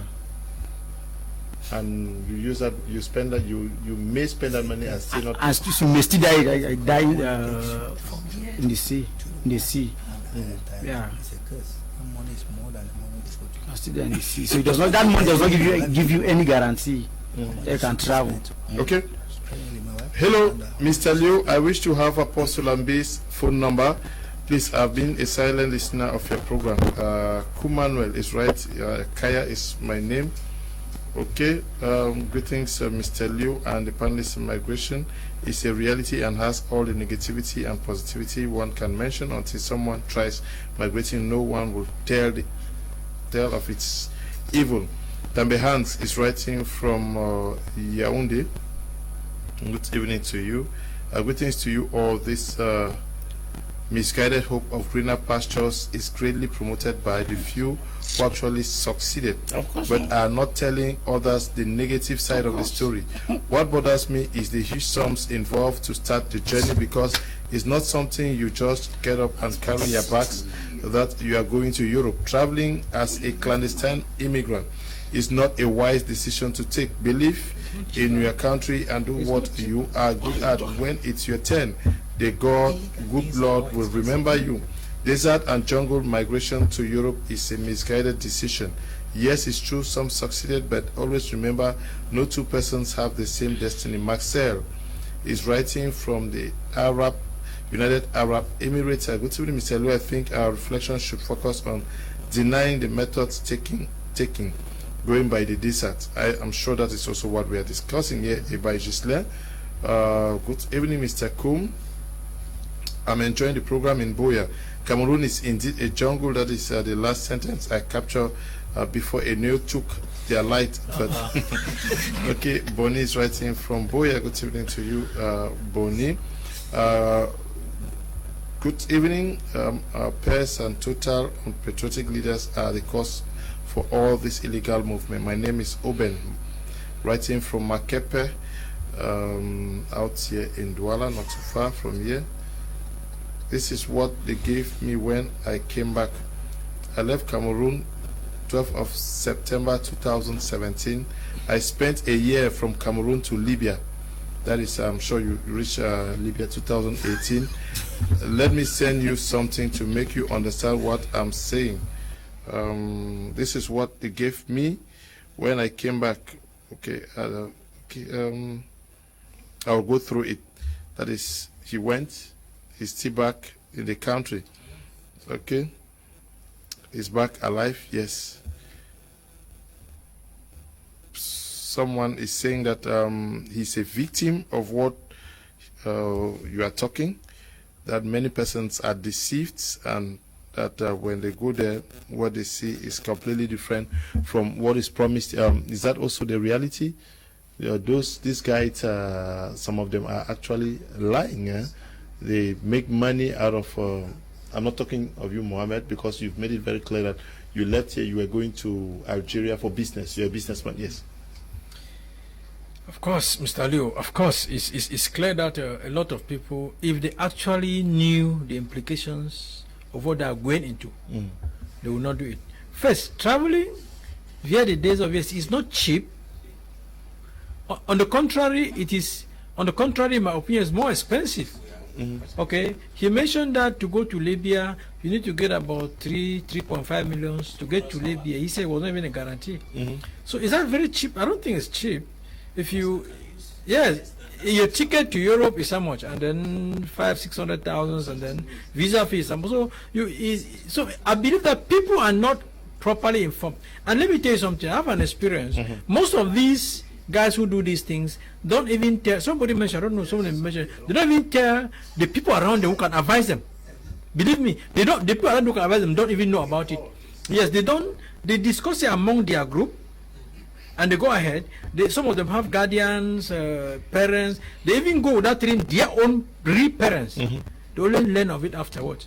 And so it becomes very disturbing. Apparently, you talk to them, if they survive it, they tell you, okay, I knew that if I told you, you will not accept that I should go. So that's the reason I didn't tell you. If they succeed, fine. If they don't succeed, fine. So I'm coming back to you, Mr. Leo, that what you are saying is very true, that there's a lot of ignorance. Most of them actually only discover the gravity of what they have gone into when they are deep into it. I feel that something should also be done to, in other words, those who have gone through it and survived should be able to tell the true stories. Don't tell of the stories of how you are making the money and building a house. You should be able to tell the true story of what you went through, what we saw there, what we went through in the desert, what we went through in the house of the traffickers, what we went through at sea. I mean. Have you seen, Mr. Leo, the boats in which these guys are transported at sea? They are these inflated boats. Okay, and something seriously is happening in Europe now. The European Coast Guards are pushing these guys to sea to die. And I was listening to President Kagame, and I was asking, these guys, they preach human rights, and I don't know. You cannot see somebody who has gone through for 1 year, like our brother was saying, he finally approaches Europe on an inflated boat, you push him back to sea, on an inflated boat to go and die, then you are preaching human rights. I mean, that's a different issue, but what I'm saying is that even those of them who have seen the coast of Europe, and they thought, okay, at last we are here, a lot of them are pushed back to sea to die. And when they push them back, then most of those boats cannot get back to either wherever, Libya, wherever they left. So along the line, they just get disappeared at sea. So it's a very bad thing. To conclude, I'm saying that it is a very, very bad thing to dare to travel to Europe using these routes. And I also think that we need to do enough. I'm happy that Mohammed came, because I was saying something that the government needs to put in some concerted effort, as he said, to mitigate this thing, because we talk and we do nothing and these young guys are dying. A lot of them out of ignorance. So I think that we need to do something, put up some projects, and you cannot discourage these guys without presenting an alternative. Believe me, if we don't present an alternative to them, they will prefer to go and die. So if we have to mitigate it, we have to think of alternatives to present to them that will be promising, and I think the alternatives are there. Unfortunately, I don't know, God is a very interesting person. God gives such ideas to people who cannot be listened to. People have the opportunity to transform people's lives, don't have the ideas. And when you bring the ideas, most often those who have the opportunity to implement don't listen. So that's Nziwum, we are talking about raising close to 3.5 million francs with the hope of reaching Europe. And at the end of the day, you may necessarily not reach, because you get stuck in Libya, Morocco, or any of these countries, and you start crying that money should be sent, yes, for you to be sustained. But how do you even engage in such a venture without knowing how you get to your destination, Europe, either Spain or Italy? That's why I said here a while ago, Mr. Leo, that at times when I think of it, it's like some of these people are hypnotized. It is like it's a kind of a cult, because 350,000 is more than the money you used to go to Dubai through the right channel. Taking a flight to Germany, depending on the flight, is between 600 and 700,000. Taking a flight to Dubai is 350,000. That one is undisputable. Taking a flight to Rwanda, which is becoming one of the African most growing economies, and even in terms of tourism, is not up to 500,000. Now, how do you explain that somebody is in his normal frame of mind, and then he chooses to take much money, enslaves himself to end up buying debt and suffering? I read a book titled "All Debt is Suicide." Whether you die caused by yourself directly or indirectly, you would have participated to commit suicide, But this one is direct suicide. Because this one is somebody, I want to leave the context of that book now to say this one is direct suicide. Because you borrow money, this money is not even in the account. You crook people because some scammers, some criminals are somewhere asking you money, promising you a white collar job, and you borrow, you are already owing. You pay to somebody, you lose it, and you end up buying debt. Mr. Leo, we should condemn it with all the energy in us. But just condemning it nakedly is not enough. As we are condemning it, we should be looking for a way forward. It is time that all African countries review their educational system. They should embark. Let me come back to Cameroon. The literature, the history that we read in school is not helping us any longer. We have to go to vocational education, Mr. Liu, where the hand-on-deck system of education is involved. What the child returns by the head should be what the child can produce with the hands. You cannot hear that a carpenter went and died trying to cross over the Mediterranean Sea. He produces tables, he produces beds, and you know how costly it is in Cameroon. And again, our government should know that most of these youths who are running away from Cameroon is because the government, which was supposed to be at the service of Cameroonians, has tended to be at the disservice of Cameroonians. Most of these youths have been completely abandoned and excluded from decision making in the national ranks of this country. If these youths are brought back to the table, included in the decision making in this country, Mr. Leo, I think 80%, because we cannot completely stop them. Like I said, so those who are already hypnotized, even if you try to stop them, you become an enemy to them. But 80% of them could be brought back to their senses. If they turn left and right in their own country, they feel comfortable. Let me give you an example of something that somebody collapsed in Kululum. I think that was in 2015. If I tell you why he collapsed, he was a young man. The government came up with a policy that non-biodegradable plastics were not to be sold again in Cameroon, that they were banned. In that same market, this young man was arrested and all his plastics, still very much in stock, were confiscated. But those who had relationships linked to these people, they were selling right in front of him. He collapsed. Goodwill people took him to the hospital. And that is frustration that we are talking about, Mr. Liu. Then let's talk about social justice again in this country. It is lacking. And it creates a lot of frustration. But what I'm telling the young Cameroonians today is that make your mind to be stronger than the frustration. Let the frustration not swallow your reasoning. Okay. Good evening, Mr. Liu, and all the panelists on board. You are a very educative topic. We should rather blame the scammers in Cameroon who play the role of middlemen. Indeed. Lawrence Ngong is writing from Bamenda. Good evening. Good evening, Mr. Liu. I and Desmond from Bambili. One of the reasons people take this risk is because of high taxes. Also, when you start the business, government will ask you tax, which you cannot even raise as gain within a short time.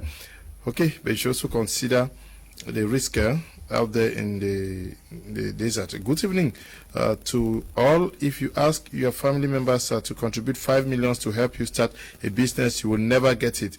But if you say traveling, they will sell all their plots for you to go.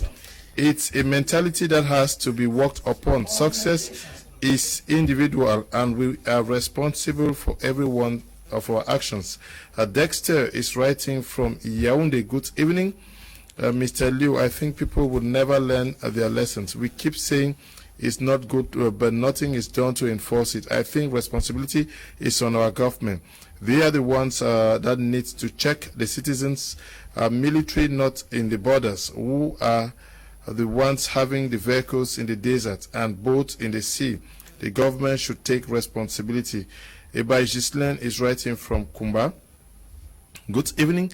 It's my brother Gwe Emmanuel from Susa. Life is all about risk. The risk you go through. Yes, I don't know what. Yes. Yes, he's also taking risk in Susa.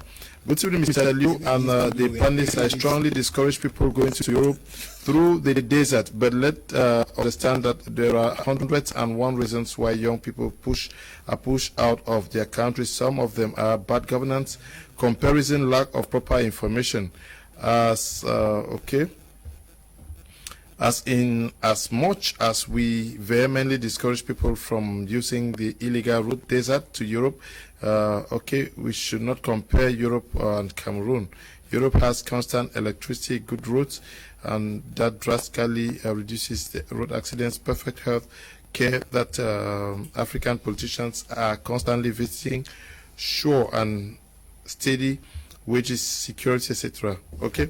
Prince Ndikum is writing from Mr. Kum. First, condemnation of clandestine travel to Europe through desert should be blamed on all those people advertising job opportunities in most of the Arab countries. Paddy Brown is writing from Bamenda. Cameroon is very rich in resources, but what do we do with those resources? We allow Europeans to come exploit them. Some of these people even travel there. After all the risk and expenditure, they still get caught and repatriated. Yes, that's true.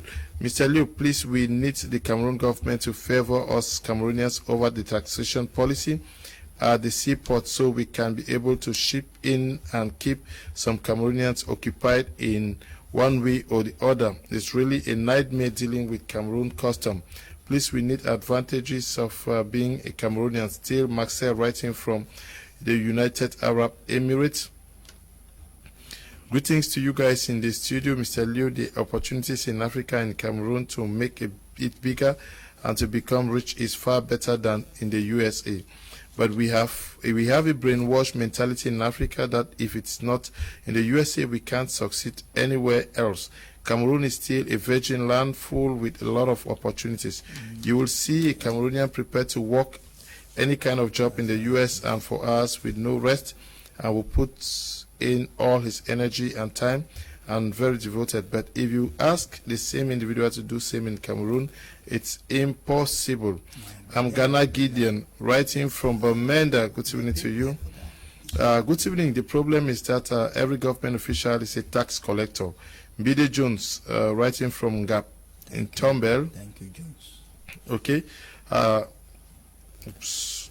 Now, Mohammed, let me move back to you. You went to Algeria, you came back, and you have seen, you say it's not a guarantee that if you are going through, you make it. Yeah, for sure. It's not a guarantee. Now, many persons are writing that he who does not take a risk has nothing. You have lived it. You are communicating with guys who are there in Algeria. You go there now? Yeah, I go there. Yeah. Is it a risk worth taking? Yeah, it's a risk worth taking because you don't have any guarantee. First, you don't have any paper. Because what am I trying to say?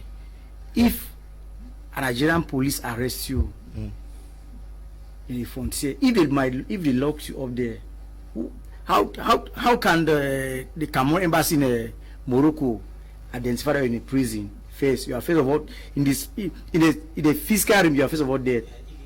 You are illegal. You understand? But you are an immigrant. You don't have any document. You don't have a passport. So how can the immigration police identify you? So the risk is too much. So I don't advise anyone to take that risk. First, because if you might even have that money, finally you don't even enter Europe. You may still have that money. You fall sick around the desert.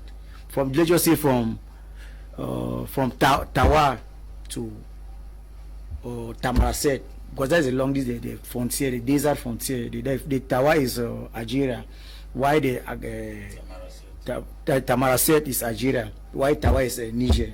That's the frontier.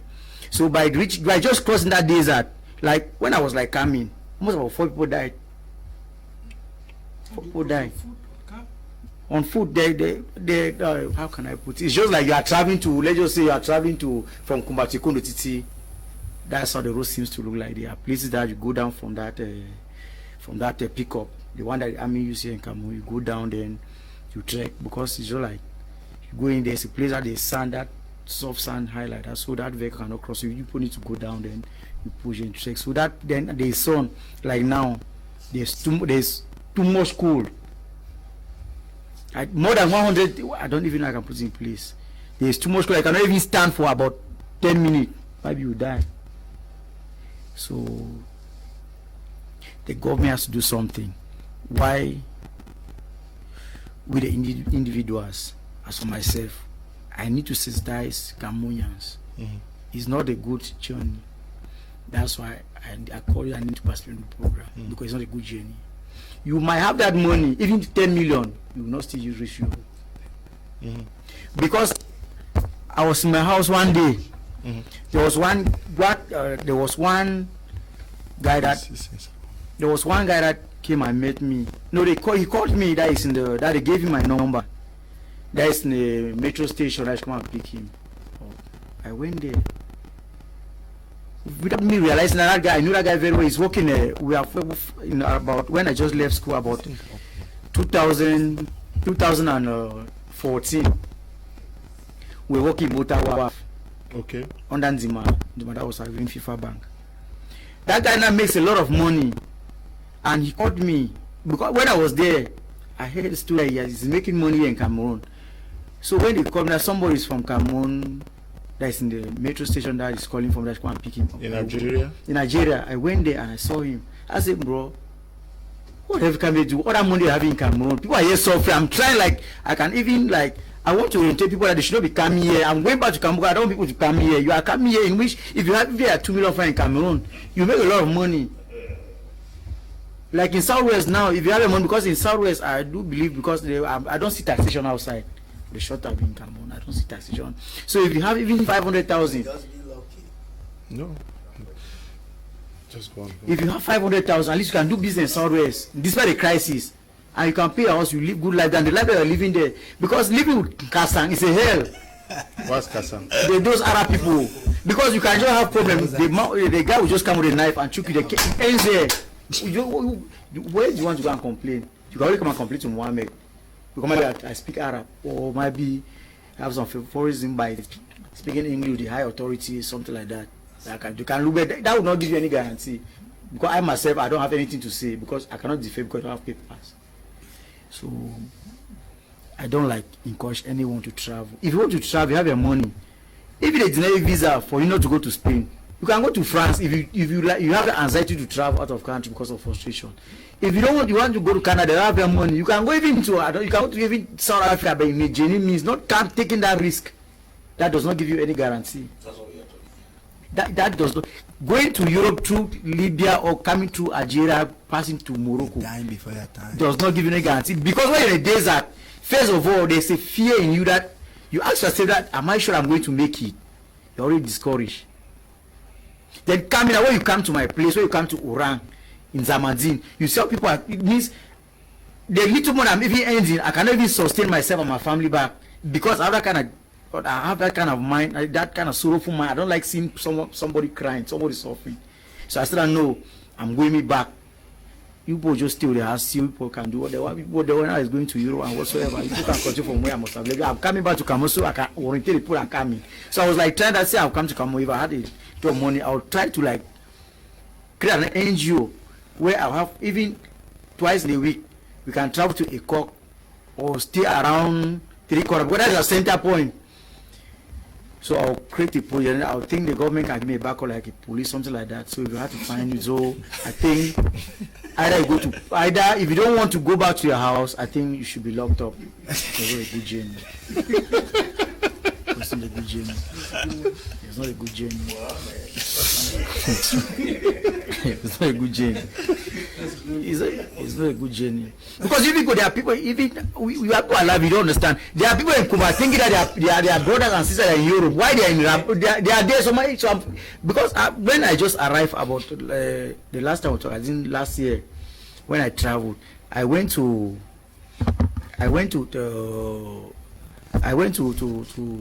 Zamandine. Zamandine is where we live. So when I just arrived, they said there's a boat that has just left. The next day, do you know how many people died? 650 perish. We had the guys that were staying around where we were living like that, Cameroonians, almost about the least I was having, almost 42. Anglophone, not talk about the Francophone, the Bassa, and the rest. They are too pre. You talk to them, don't listen.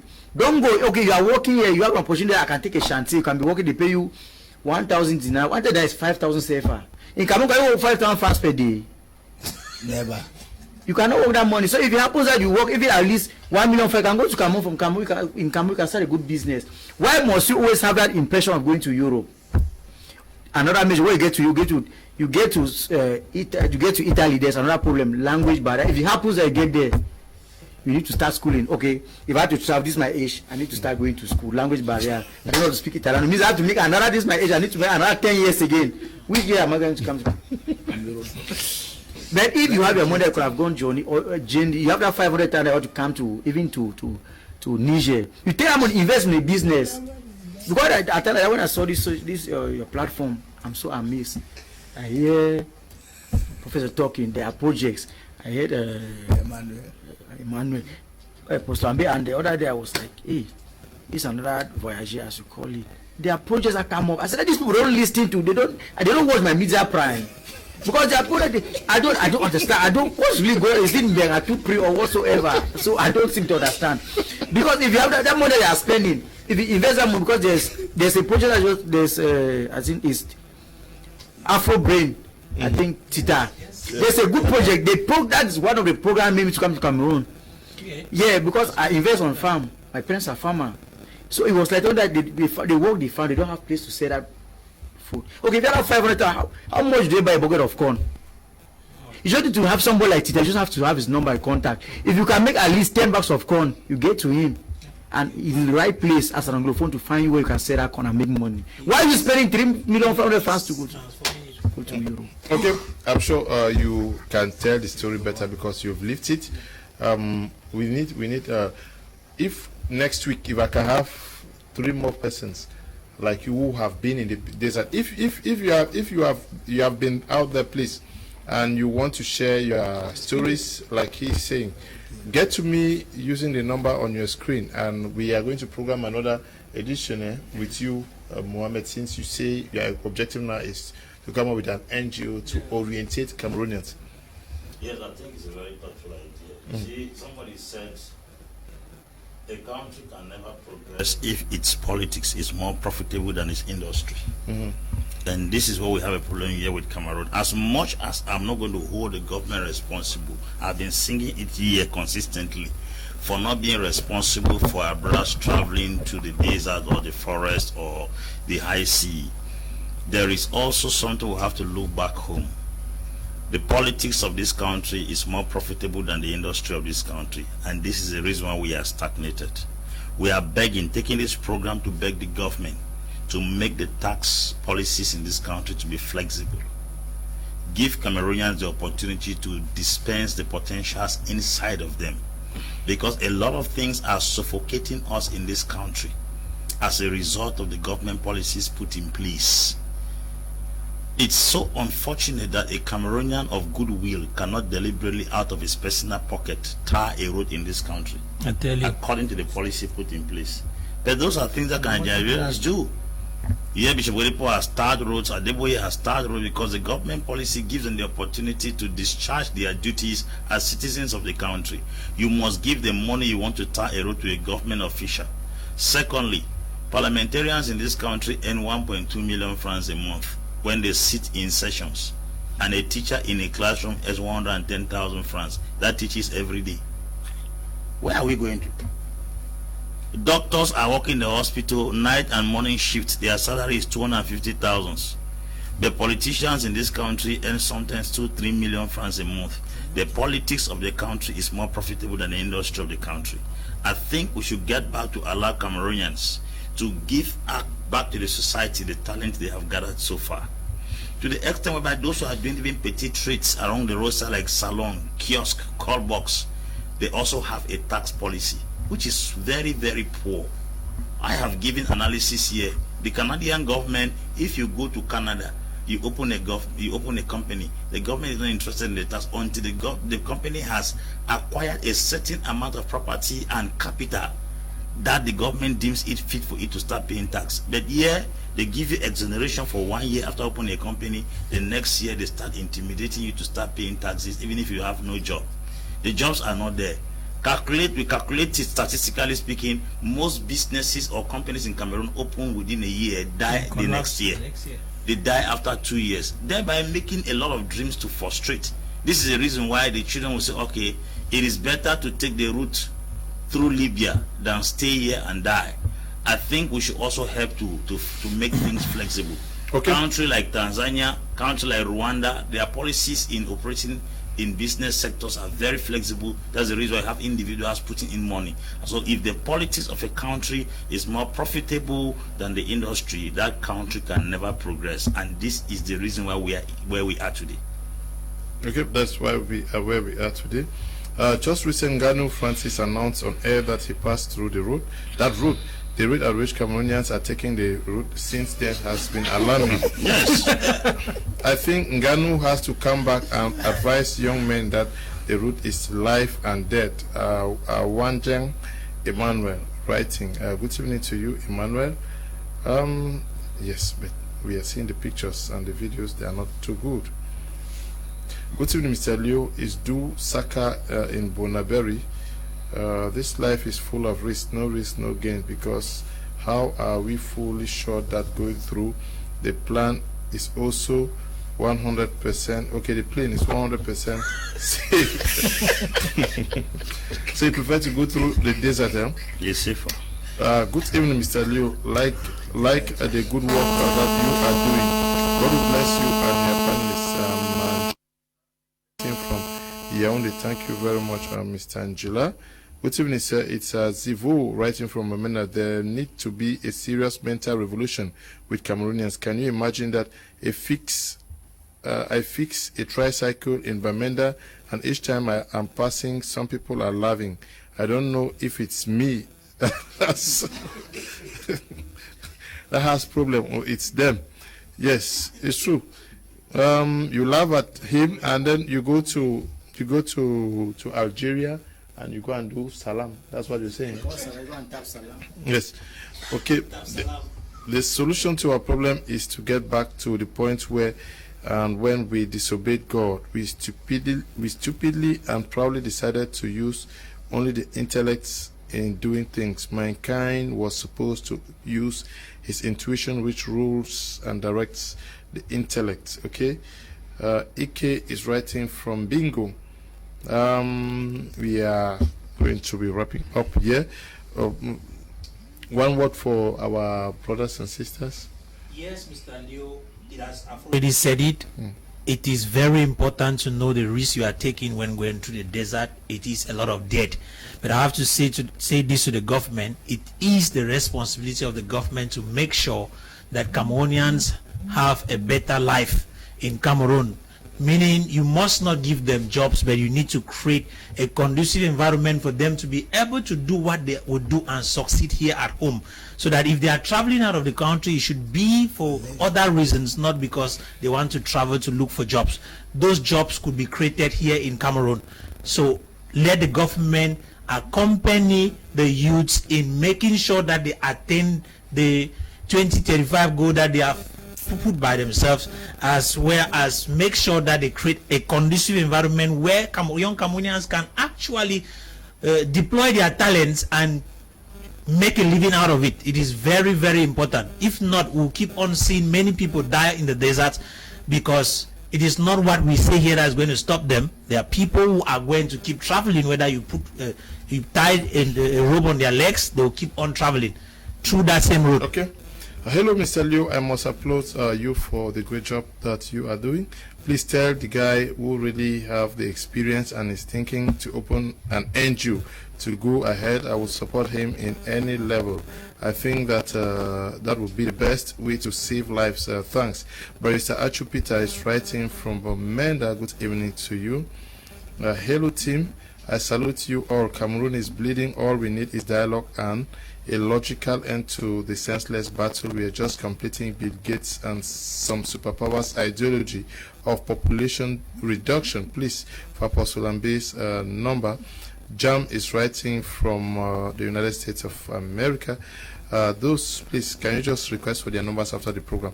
Greetings, Mr. from Bongwell, Gilbert Shea in Suza. I think the Ngannou effect has destroyed the mental setup of our youth. I think the government needs to know what to celebrate and how to celebrate it. Thanks. Okay. Mr. Leo, please. Please, Mr. Leo, please invite Apostle Ambe every day. He talks a lot of sense.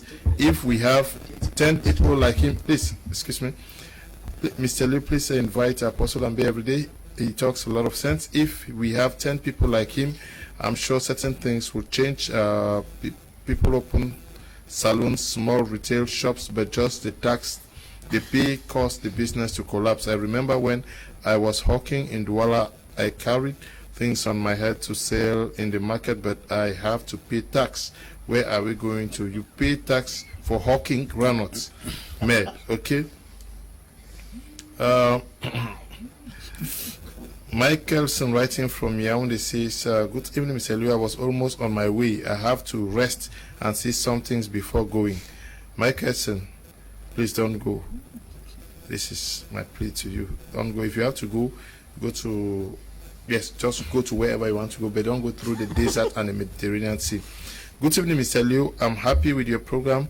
Why will our youth will not travel while our grandfathers have promised us to be the leaders of tomorrow and they have remained in power for life? Stephen is writing from Bonaberry. Yes, one last one. Yeah, my last word, Mr. Liu, from my two previous co-panelists will be that the government cannot give everybody a job, no, but the government should create the appropriate avenue for these people to do jobs, to create their own business. Secondly, there's something that we are not tapping from, the power of the diaspora in Cameroon. That's something that the government, there are a lot of Cameroonians in the United States and Canada who have made it. They want to give something back, but those of us in government have closed the doors for them. Yeah. You don't need, I don't want to take my money and come and invest, and you need me to come and bribe you to invest. No, come on. So this has just made some of them turn their back. So what the government, one of the avenues the government can create can be to open up for these guys in the diaspora who have made it to come back to Cameroon and run projects. Give them 5 years exoneration. For any project bringing down higher, a certain number of Cameroonians. Say you have a project that is starting from 10 Cameroonians onward, you have exoneration of 5 years. You set up. Once you start making money, you can then. The government can then come in. Yes, you can come in. Then other opportunities are there, but people. The third thing I want to mention is that we have to continue to give this awareness, and thanks to my media prime, this awareness is very important. I want to believe you that somebody just mentioned there that he was packing his bag, then he stopped to listen. By God's grace, I hope he will not pick up that bag again. We will have created an impact on their life. And lastly, our own contribution that we have to make towards this. It will be through this awareness, it will be creating the opportunities, networking with somebody like this. I may have somebody who can sponsor this project. Prof already thought of a project he has. We synchronize our efforts and we create networks to educate these people, to create, because this is one thing. Most of these guys have made up their minds. He will not stop until you create an alternative for him. We'll create those platforms for alternatives that can keep them on the ground and keep them busy. We hope that our audience have gained something. Okay. And we wish them well. Okay. Wish all the audience good night. Good evening, Mr. Liu. It's Zemna from Douala. I want to say I love the program of today. I love Apostle Ambe because he speaks with wisdom. He's a man of wisdom. Thank you. One last word too. You call on government to do something? Yes, Mr. Liu. You know that in Cameroon, a Chinese miner is more protected than a Cameroonian. A French thief is more protected than a Cameroonian. And what I want to say is that the Cameroonian youth should understand this.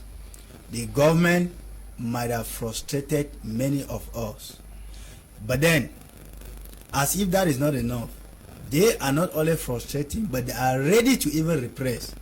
But this is what I want to leave you with tonight. Think of your life first. Your life is better than any other risk that you can ever take, because if you protect your life, you are protecting God, because your life is God. Okay. Greetings everyone. I'm Doreen from Loom. I really love the program of today. All what we need is communication and understanding. Okay. Augustine from Limbe says, congratulations to all of you inside the studio. I will join you people the next day. I really love the program. Okay, just call me. Good evening, Mr. Leo. This is Uncle Bo from Bamenda. Apart from taxes, Cameroonians work harder out there more than they do in Cameroon because of pride. This is one of the reasons too.